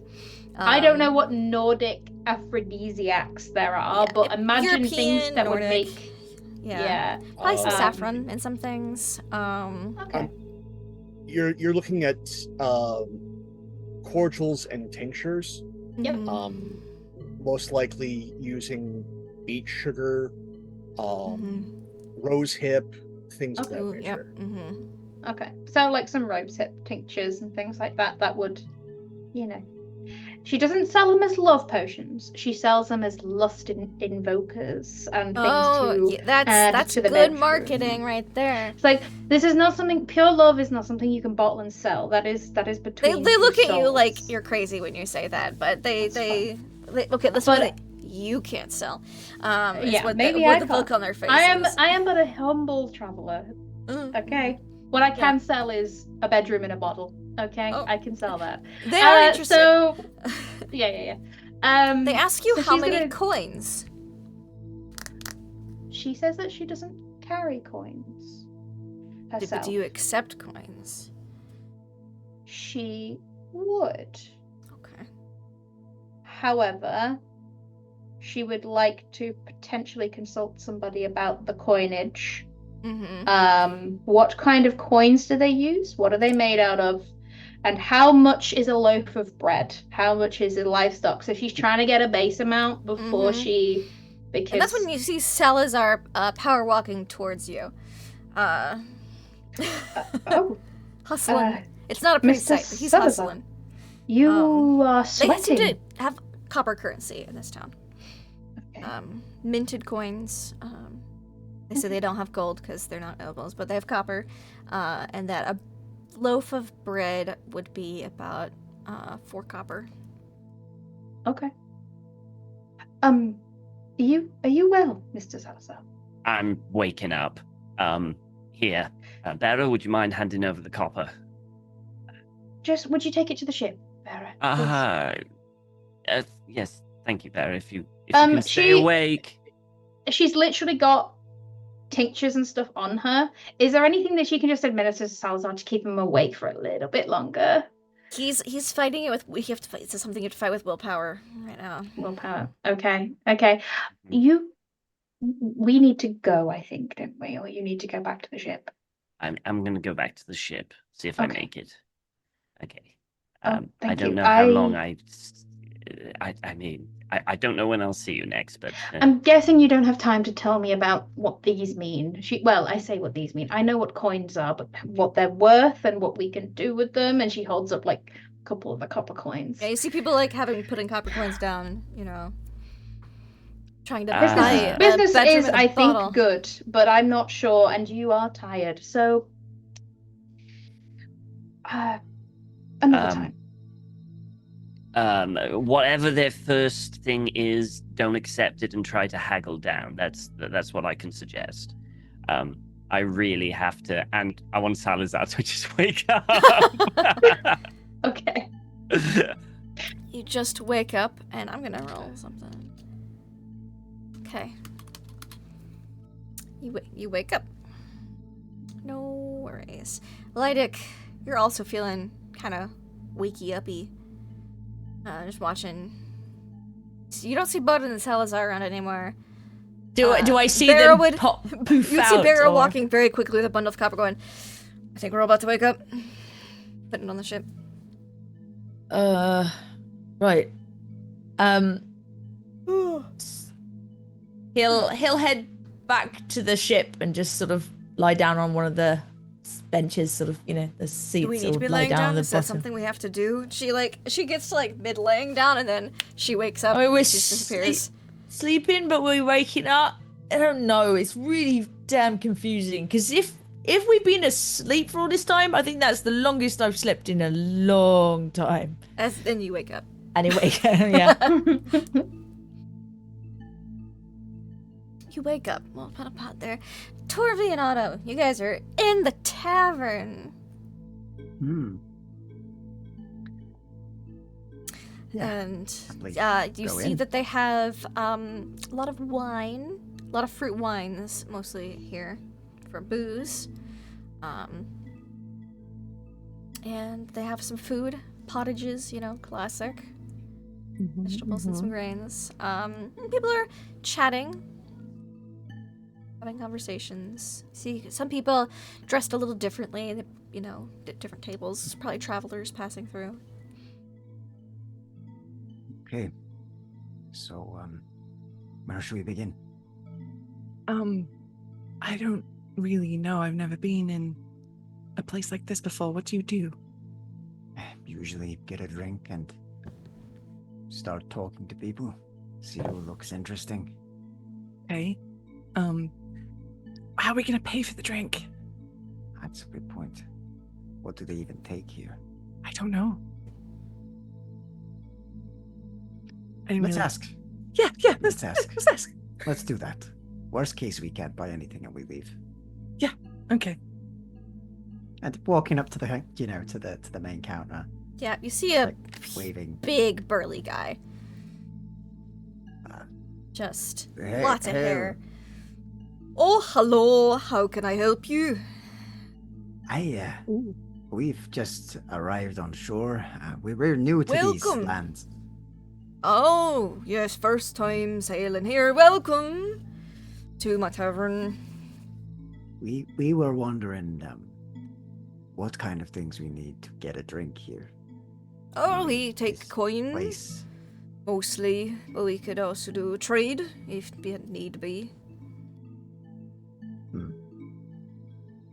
Trade may work well. I don't really have any coin.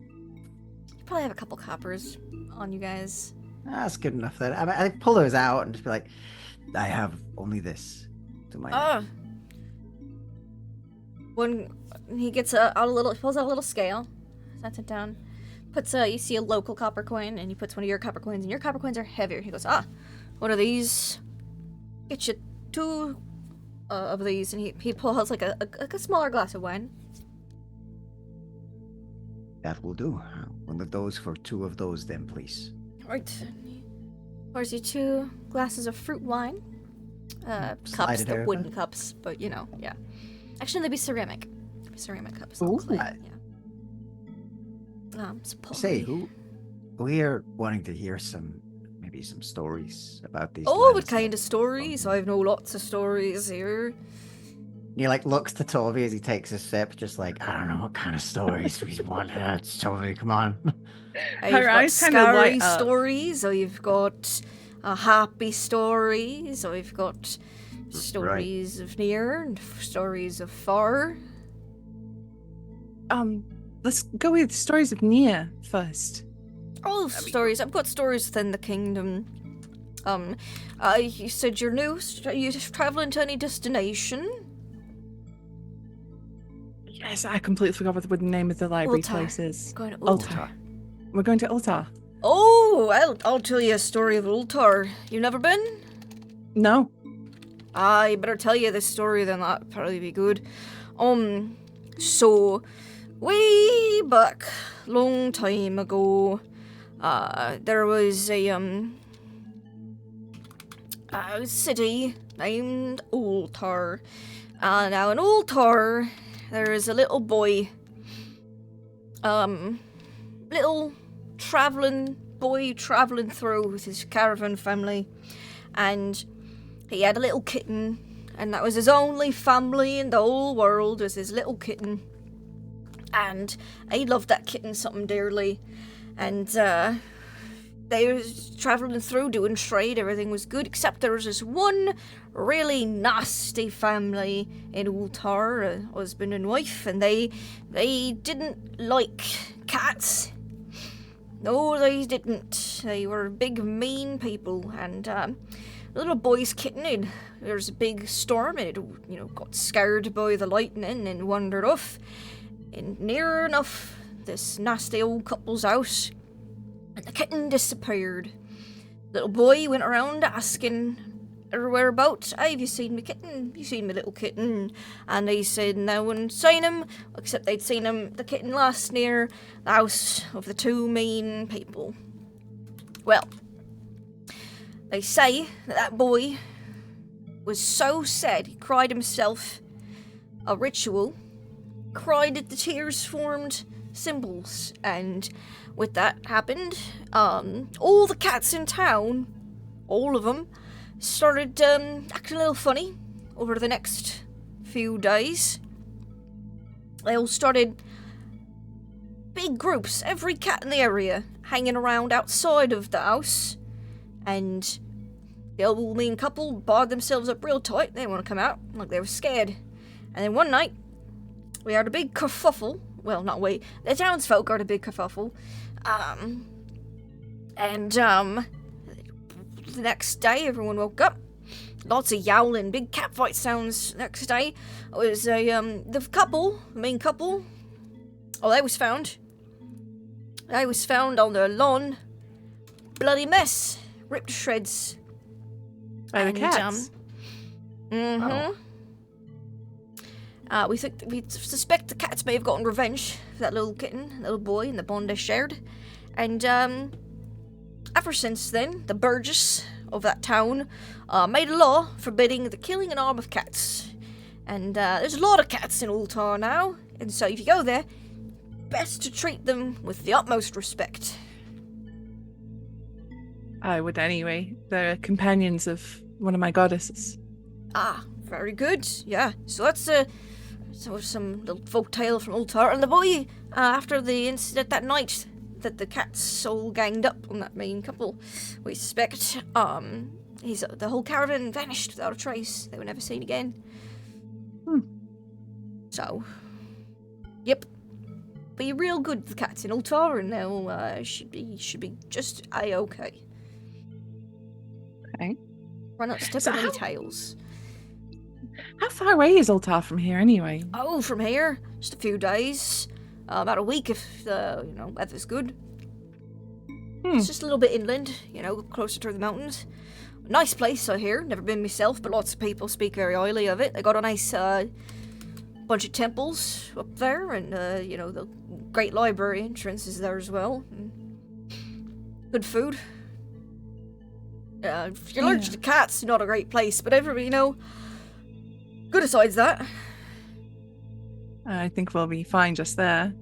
Actually, and she turns to like Otto a little bit and says, I wonder if I could maybe get closer to Freya with all the cats. Might be easier to contact her. Maybe easier.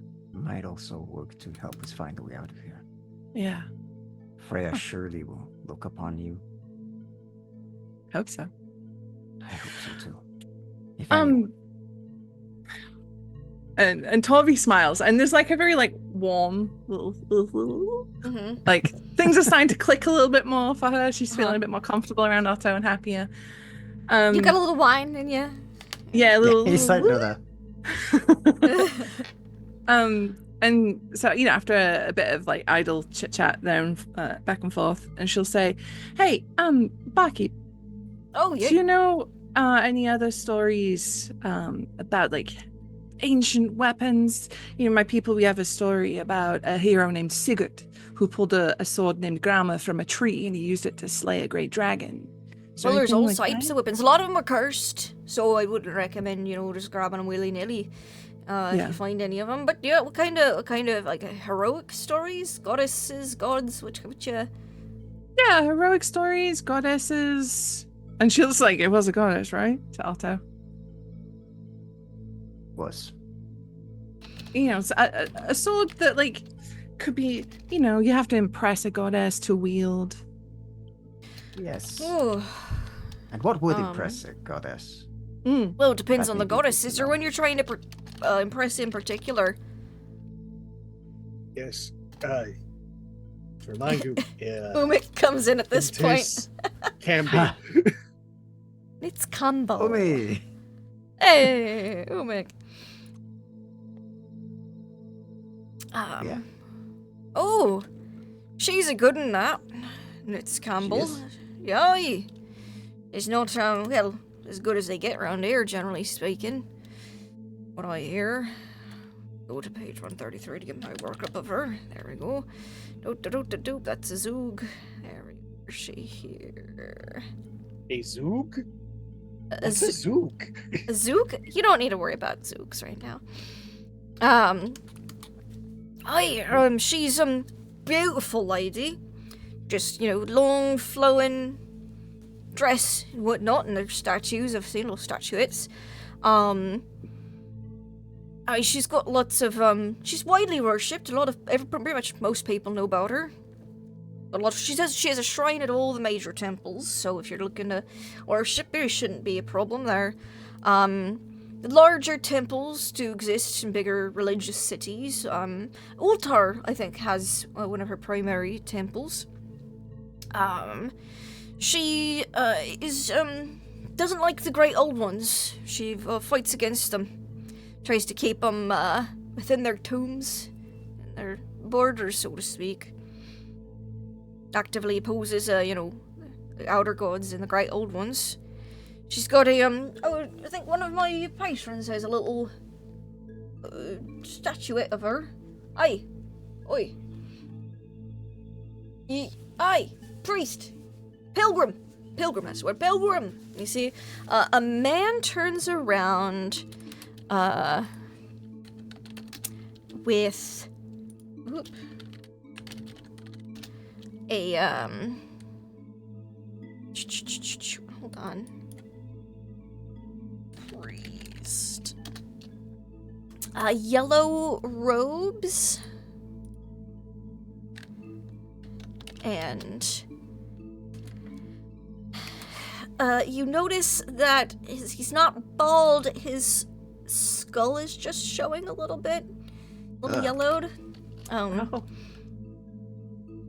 And he turns around and he goes, yes. He goes, oh, you got a little, you worship Nitz Campbell, don't you? I do indeed. May her glory reign forever. He goes, oh, you've got a little, these people are asking questions. You got a little, relief of her? And he goes, I do. You see, he reaches into his robes. And he pulls out a little statuette. Otto, you've sailed around the Mediterranean, right? Yeah, I've been around. She reminds you a little bit of like a Roman or a Greek goddess. She's got like a shield and a spear, little Athena looking. Yeah. She's got a spear, Reminds me. spear and a shield, and a helmet on. Athena, I think they called her elsewhere. Oh, I've not heard this term for her, but she fights against the oppressive, great old ones. In her radiance and splendor. That is good to know. What He, like, would you holds it need very to do reverently. to impress her, to win her favor? Oh, you would have to be against the great old ones for sure. Maybe swear an oath.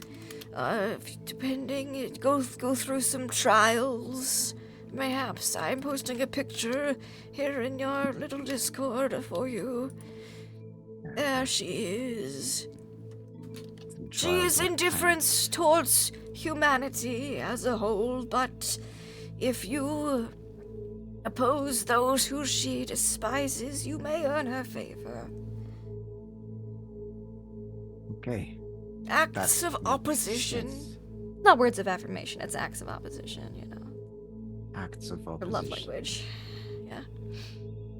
Hmm. She sometimes Considers that provides nice. aid to those who stand against those foul gods. That is good to know. Thank you. Of course, may her light bless you. Well, may I ask what happened to Yes. your... Oh, I am a pilgrim of youth. Right. Of youth. Youth. Y-U-T-H. Hey. I come from the Monastery of Youth in the Tanarian Hills. Marion, how far away is that? It is in the east. Okay.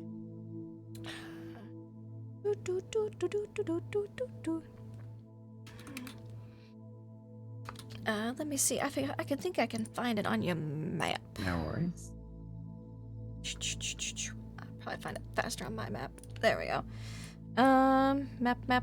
The east. It's in the east. The Monastery of Youth. And then near the Tyrrhenian Hills. So, Eastern Desert, go due west, you'll see the Tyrrhenian Hills, Tanarian Hills. It's in there. There's a little monastery in there. Okay. Interesting. Yeah. And on our way to Ultar, is there anything that you would say we should visit? It's across the river from near, which is closer to the capital. But Ultar is a grand place if you are there to worship. They have temples dedicated to many of the same ones that we, the monks of youth, dedicate ourselves to. Nitzcampbell, Nyarlathotep, Azathoth, and Ariel. Most of us do not leave the monastery, but I have been exiled to check on the shrines around the lands to ensure that people are keeping up the devotion necessary to maintain them. So I am a pilgrim in exile. I myself am traveling from Ultar. The shrines there are in excellent condition. That's good to hear. That'll be useful. What were you exiled for?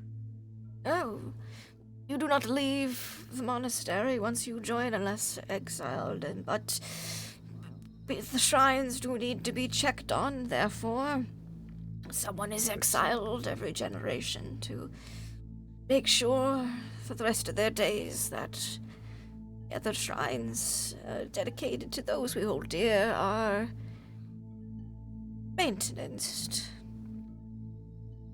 Very well. I don't have any other questions. Most of us are very for devoted me. to the monastery and keeping it safe. Do you have any questions for the Man of Youth?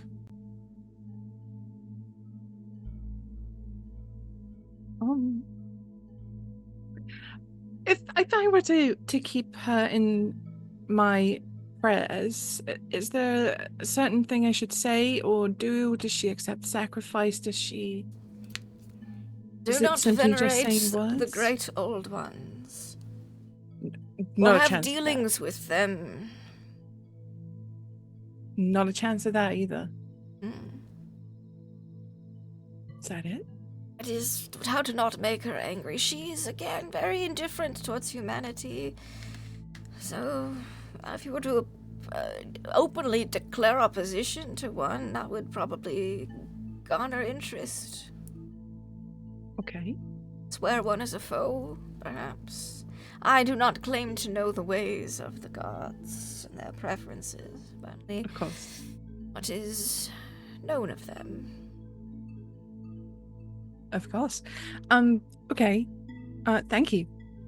Yes. Thank you Is for there anything everything. else you wish to know about any of the other gods? You are new to the Dreamlands, yes? Yes. I could tell. Yeah. I've heard that my gods are not heard of here much, or even at all, but have you perhaps heard of Loki? Yes, sometimes the dreams of the waking world have whispers that come through. Gods with other names, or names for other gods. I've heard of this one. Is with a, related to an Odin. Yes. I've heard whispers. Not much power here, but most of the waking world's primary gods do not hold much sway here. Mm-hmm. Where did you hear these whispers? Oh, in my prayers. Oh.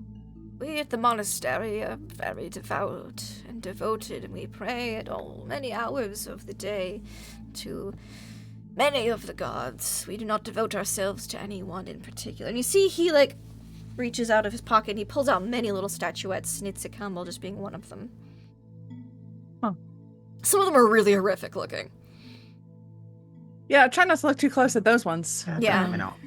Yeah. Are there any other names that you are seeking? She'll look between Otto and Umik just in case there were any that got brought up in there, Sia shenanigans. No. Tanya had a couple. We tell the others about this pilgrim. He may be able to. Pilgrim, would you speak with some of our other companions? They may have more questions for you about I these would be gods. willing to speak with them, yes. Thank you. Great. We'll take keep you to well our- supplied in drink. Oh, yes, thank you. I am very thirsty, yes. Very well. I'll go get Tanya. Yes. You go to get Tanya to bring and see if you had any questions about things. And, Yeah, as you do, how much would you like to sell your potions for? How many coppers?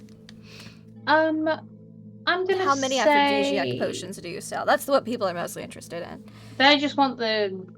Never mind, I'm not gonna say that. Herbalist Viagra, yes. They want the Okay, herbalist cool. Viagra, yes. Yes, that is a polite way of saying it. Do you know what? A loaf of bread is 4, so I'm gonna say maybe 15 copper, for a starter dose, and then if they want something stronger, it's 20, 25. Okay. I think that's a fair-ish, fairish trade, considering what it's made out of. Probably Yes. underselling it a little bit, but she doesn't really know. Her accounting skill is 5. Yeah. Sorry, her accounting's 10. So Yeah. You could roll me accounting to see if you happen to succeed really hard on it. No. You never know with Call of Cthulhu, so you could have gotten like a 2 again and been like, actually, you should charge this much. One will say that's too expensive for them and walk away, but one person will take one small one at 15. Yep. And then the other person wants 4 at 20. 4 small ones? 4 for the bigger ones. 4 big ones at 20. Yeah. I've seen people weigh coins. You have. So, with the money that I get Mm-hmm. from the person who wants 1 at 15, Mm-hmm. I'm gonna ask nicely for a pair of scales from a nearby merchant to borrow. They are not offended at all by this. Thank you. Mhm. Give him a little bit of lip balm for his trouble. Yeah. Just a little something. I'm gonna bring the scales over, set them up for you. And she's gonna, because this man's wanting a lot. Yeah. She's gonna weigh out the money, and she's gonna try and see, is he a dreamer, or does he look like he lives here? He looks like a local. He looks like a local. Okay. Little weigh out the older, money. middle-aged. Yeah. So I test his money with the one who bought the His one money potion is with that good. coins. This man just really wants to get it up. He just really wants to. He just want to fuck. All right. Yeah, sure. She can make more potions, so yeah, she'll give him 4. She will say, don't take more than 1 at once.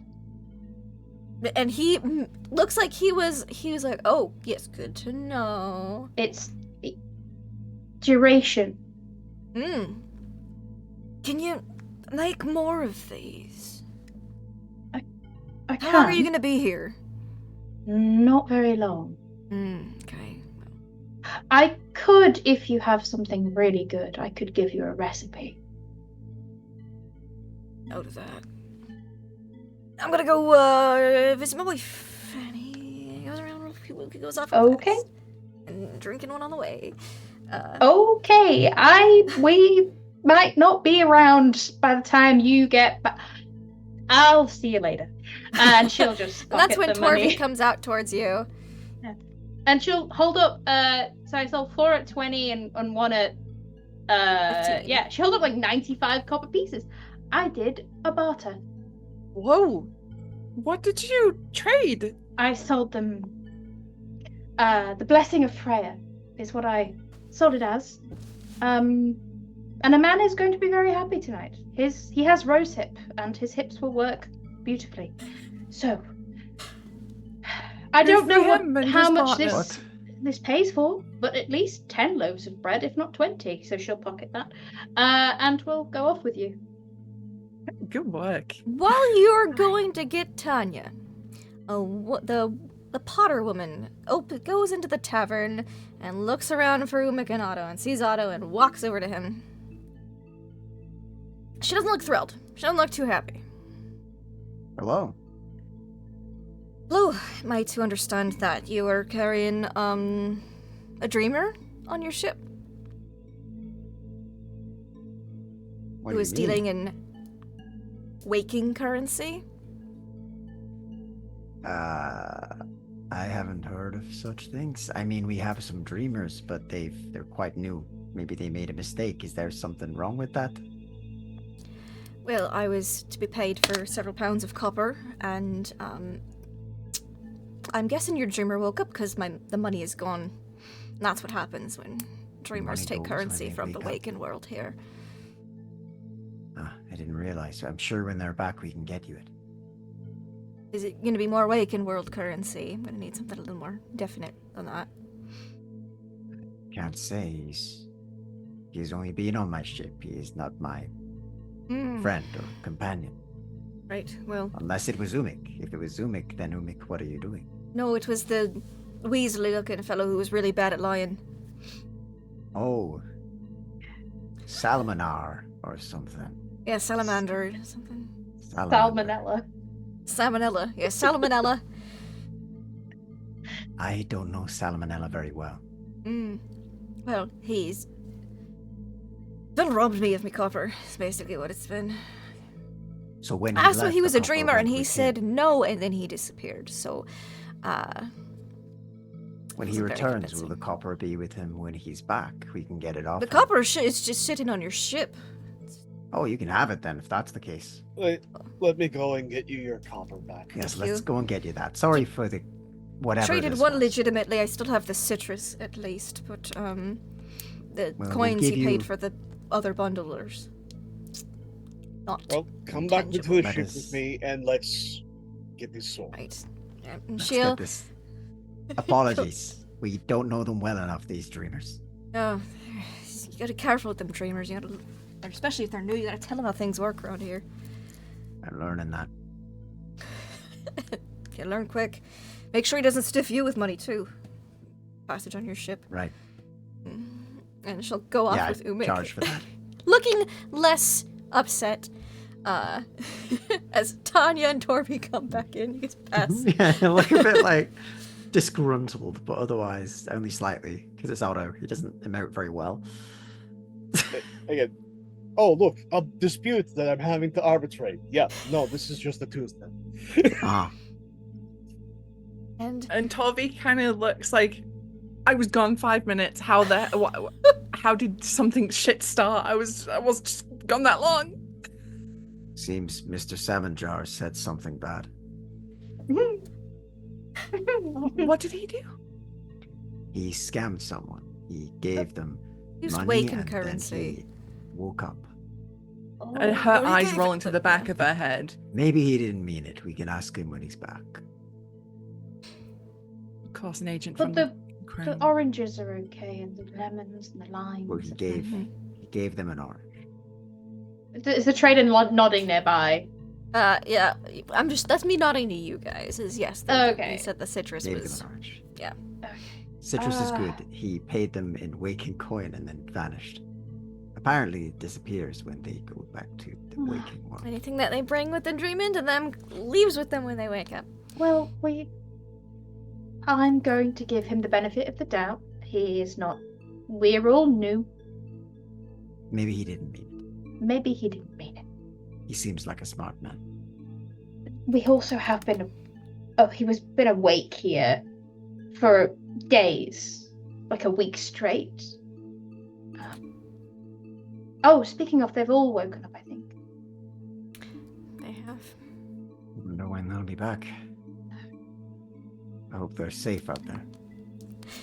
And with I hope they're safe out there as the monk has his new cup of wine, we go to just to briefly check in on our dreamers as they've woken up. First Bowden, then Salazar, or Lydek, then Salazar.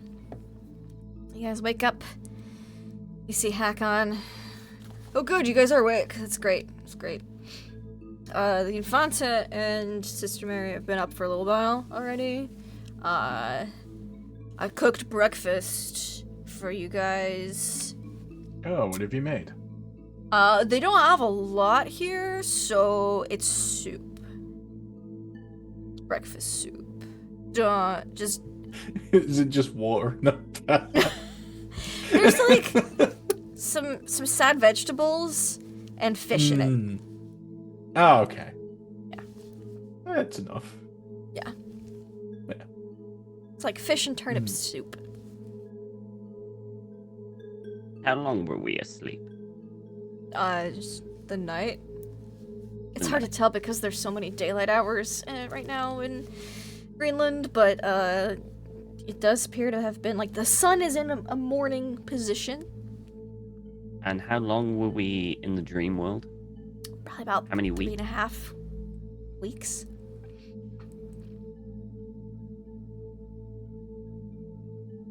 Okay. So 3.5 weeks to basically a night Mm-hmm. is the At exchange. least this time. At least, well, we don't know. He doesn't know things change, so he's gonna stick with that for now. Mm-hmm. So were the other guys going to sleep each night in the dream world, and we were They just were. staying awake because we Yeah. weren't tired? Or you either stayed awake or slept, in which you kind of like. It's kind of like Okay, meditating dream or slept dozing. sort of Yeah, thing. dream Yeah. slept. Like sometimes you'll be asleep in a dream, or you'll like. Yeah. It's that kind of sensation. Okay. So we were Yeah. we were asleep, but we weren't like asleep enough to wake up. Got Yeah. you. Okay. Oh, speaking of which, I need everyone to make me Oh yeah, do we There- remember? their rolls. Go. Bop, bop, bop, bop, bop, bop. I need to make a handout of this. Awake. Oh, yeah. No nightmares yet. That's good. Lovely. Okay. Will himself awake.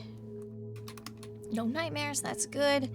I need you to make an intelligence check to see if you remembered what happened.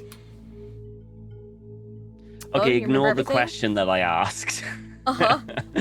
Because I don't remember. Bowden, you remember everything that happened. Yeah. Lydic and Salazar, Yen. it's hazy. Like when you wake up from a dream, you remember little bits and bobs, so you don't remember nothing, but the details are fuzzy.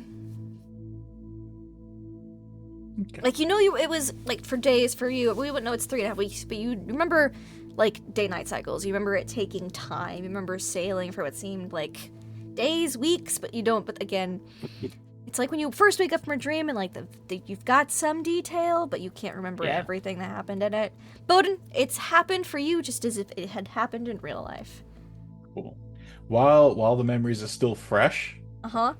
and he has all of the symbols in his head, Yep. he is Write going down to everybody's. make a physical copy of it in the house we're staying in, so it's there for the future reference, so we don't forget it and we can't get back to them.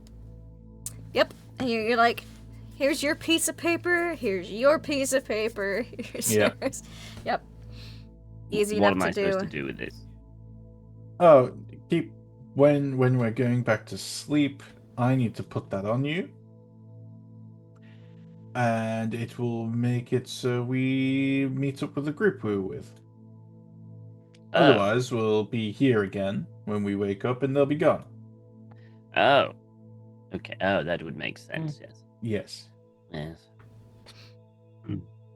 Now, what do we do for a whole day?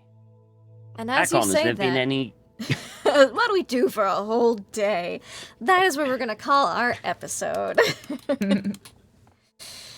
Oh, and Hakon's like, he's got his pillow fluffed. He's put on more clothes because he's realized how this works now, and he looks like he's ready to go to sleep.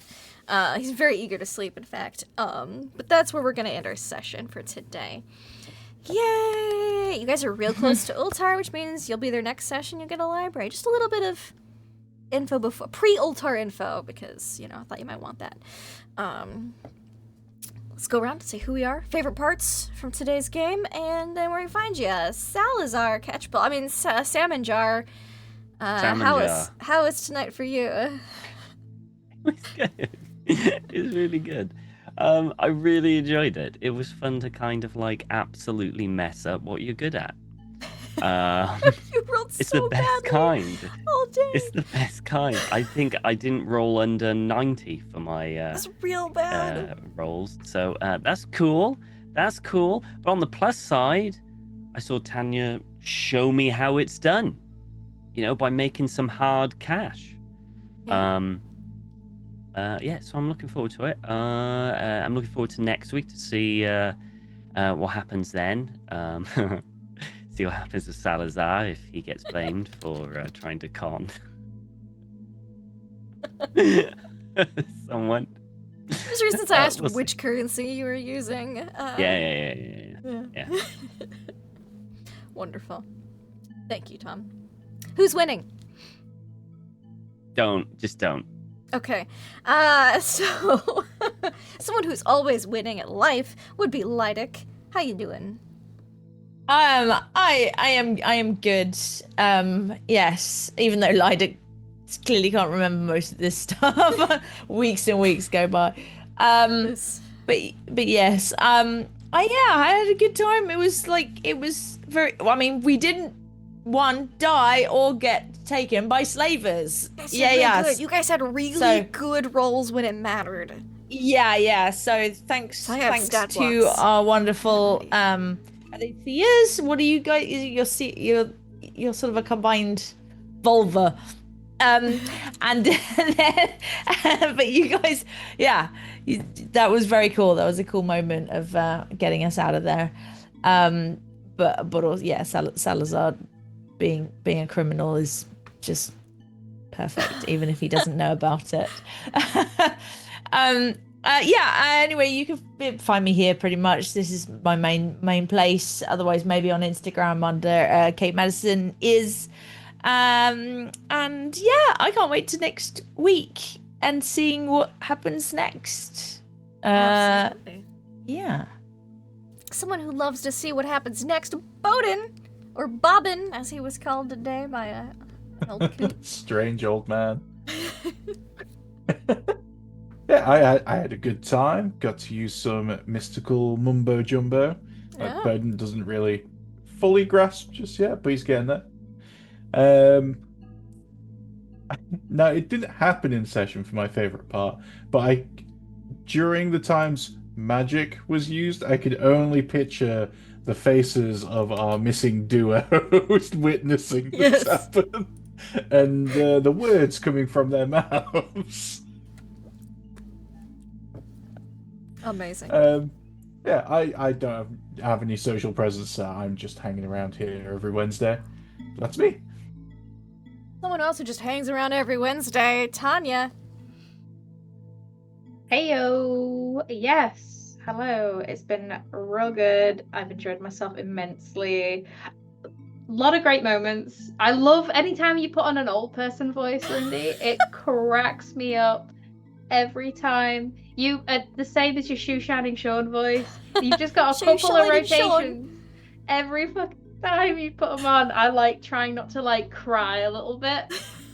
So that was like the interaction between Bowden and the herbalist was delightful. But weirdly, what sounds out in my head is Torvi landing on the shores of this quaint little village and being like, right, gotta be inconspicuous. I'm 6'7". I'm gonna wear a cat skin cloak, and I'm gonna just look really like an ominous like giant that's landed on these shores. I'm gonna blend right in. I don't know why, but that just really stood out to me. That was really good, and I've just enjoyed like kind of getting interact with the non-dreamers a little more. They're not, besides the con man shtick and the, I suppose, religious zealotry, they don't seem too bad for now. So yeah, giving them the benefit of the doubt, it might be okay. We'll see. Someone who I love to give the benefit of a doubt to is Otto. Thank you. I always need that, especially after last session. Yeah, no, this has been wonderful. I've really enjoyed today. It's been very good. It's been nice to hear some of the stories. I mean, highlight for your old man voice as usual, and also just for the amount of lore that you gave us today and the amount of sort of information. But generally speaking, I do have to highlight Salazar because the entire bartering scene was brilliant.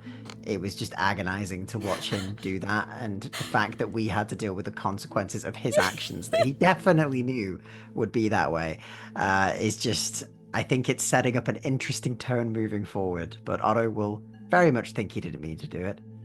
Yeah, the sucker that we are. Few times probably. He didn't mean to do it. Yeah. Yeah. But otherwise, you can find me here next Wednesday, so be back here, and you can also find me as the narrator on the Templin Institute on YouTube. So amazing, yeah. Wonderful. Those are also words I'd use to describe Torvi. Thanks. I just want to take this moment here in this public forum to denounce my British citizenship. I am now Spanish. Viva España! Please destroy the Argentines in the final. Thank you very much. Disgrace. Anyway, I had a great time. I had a great time tonight, despite everything. But I think my favorite moment, I think Salazar being a maybe accidental con man was pretty up there. Yeah, NPC voices, the doctor with zero bedside manner, crazy old man, like what? Extremely good, and much like Ali said, the image of the Infanta being like held back by Sister Mary Ubula as Tavi's got a massive nosebleed and she's like summoning fog, and Tanya's summoned a bird made of bones. Yeah. It's gonna be so good. It's just if you want to get enslaved. I don't think so. Yeah. You're gonna have to deal with a bit of heathenry or become a slave. Those are your two options. Pick one. I'm just saying, heathenry proven to work. Not seen anything from the big J-man yet. Just saying. But yeah, you can catch me all over the internet at Susanna Grace. On Mondays, I play a Fallout campaign with Lindy and Tom. I play just a sweet little vault dweller who gets covered in guts every week. And Lindy is a insane, definitely totally normal housewife, and Tom is her husband, who is a super mutant. Yep. I mean, yeah, they're both just a happy married couple. Someone who's not wed in this group, notably single bachelor, much like Bowden and Salazar and Hakon and Lydic. One of the many bachelors now of this group would be Umik. How's today for you? Besides muted. Hey everybody. What's a stream without muting? Or an outro. But yes, I'm looking forward to that episode of The Bachelorette with these assholes. But no, today was absolutely lovely. Whether it's Salazar actually going, okay, so how do you identify a dreamer? To, you know, Bowden going and no, I need to write this down. Yeah, it's not right. No. I'm good. Glad I remember this because all of you are a liability. To Tanya doing commerce and introducing these people to a whole new world of possibilities. And then, I mean, we got our sweet married couple going to the pub and learning about Shibari Athena. So I like absolute delight this week, and we didn't die. Or get enslaved. Yeah. So winning. Like, just all the good stuff, and I look forward to seeing what Bjorn and Hakon get up to with this group as you're gonna have shift them for a change little happens. bit. Yeah. What our trinity of himbos do in the waking world. Well, at least the ones that are awake. And there's so much to see next week. If you're interested in seeing more of this ridiculous phase, you can catch me over on Practical Orthez Bephoria's channel this Sunday for more Witcher goodness from Cobier with Love. We just had Trooper back reprising his role as Math, which has left so much chaos. And now, as he has left the group, our main group of individuals are over in Mahakam for a bachelorette party, which may feature one of the brides-to-be's series of exes just showing up. So if you want to see that kind of chaos, please tune in 8 p.m. Eastern on Sunday. And while we did have our premiere of Soulbound Age of Sigmar on Saturday, we'll be taking this Saturday off, but we will be back following Saturday to see a bunch of people in that setting's underworld taking a long steamship trip upriver to a place that is probably doomed. So please look forward to that and follow all these wonderful people. If there's nothing else that we have learned in this life, you need good people in your life. These are all good people. Please follow them, support one another. And thank you all for being here, where live VOD, YouTube stories, nothing without its audience. You're much part of this as we are. Please, in these extraordinary times, be good to yourselves and one another. I look forward to seeing you all very soon. And that just leaves me. My favorite part was how none of you failed a single roll to escape from the Black Galleys, because that would not have been fun if they had caught up to you, but everyone made really good success checks, because I had a success tally versus their, like, it was like a chase sequence kind of thing, and you guys did good. You guys did really good. So they're out there, still on the chart. They haven't been taken off the chart. Their number has been reduced on the chart from a weight of 2 to a weight of 1, though, so that's good. But you might counter them again if another 100 is rolled. So try not to roll 100 again for random sea encounters. But you escaped. You're not enslaved. You're ready to head to the destination. I loved how everyone approached different things today. I loved all the questions people have asked, and the questions that you guys will continue to ask as you go forward. You've got, I'm sure Tanya has a few entities she wants to ask about this traveling monk. And I'm very excited for you guys to learn more and get to Ultar. Some of you might want to reconsider your wardrobe choices of catskin hoods before entering Ultar. I'm just going to say that once, and that was it. So you can catch us here on Tuesday for my next stream, which will be Ghosts to Saltmarsh, in which case they've spent a lot of resources fighting, and they've got a few more nasty fights to go before they're done, but then, maybe they'll track down an aboleth, who knows? And then you'll find us here next Wednesday for more of these shenanigans. We will still be Charlie-less, so we'll still be Infanta-less, but maybe we'll have Sister Mary Ubula back with us. We'll see, I don't know. But it should be a grand old time. You can find me online at LaughLoveLindy here, all the social medias, etc. Oh yeah, I've got a merch store now, so if you want cool mugs and totes and other stuff, buy it or don't, I don't care. But it's out there, and we'll catch you next time. Have fun and play games.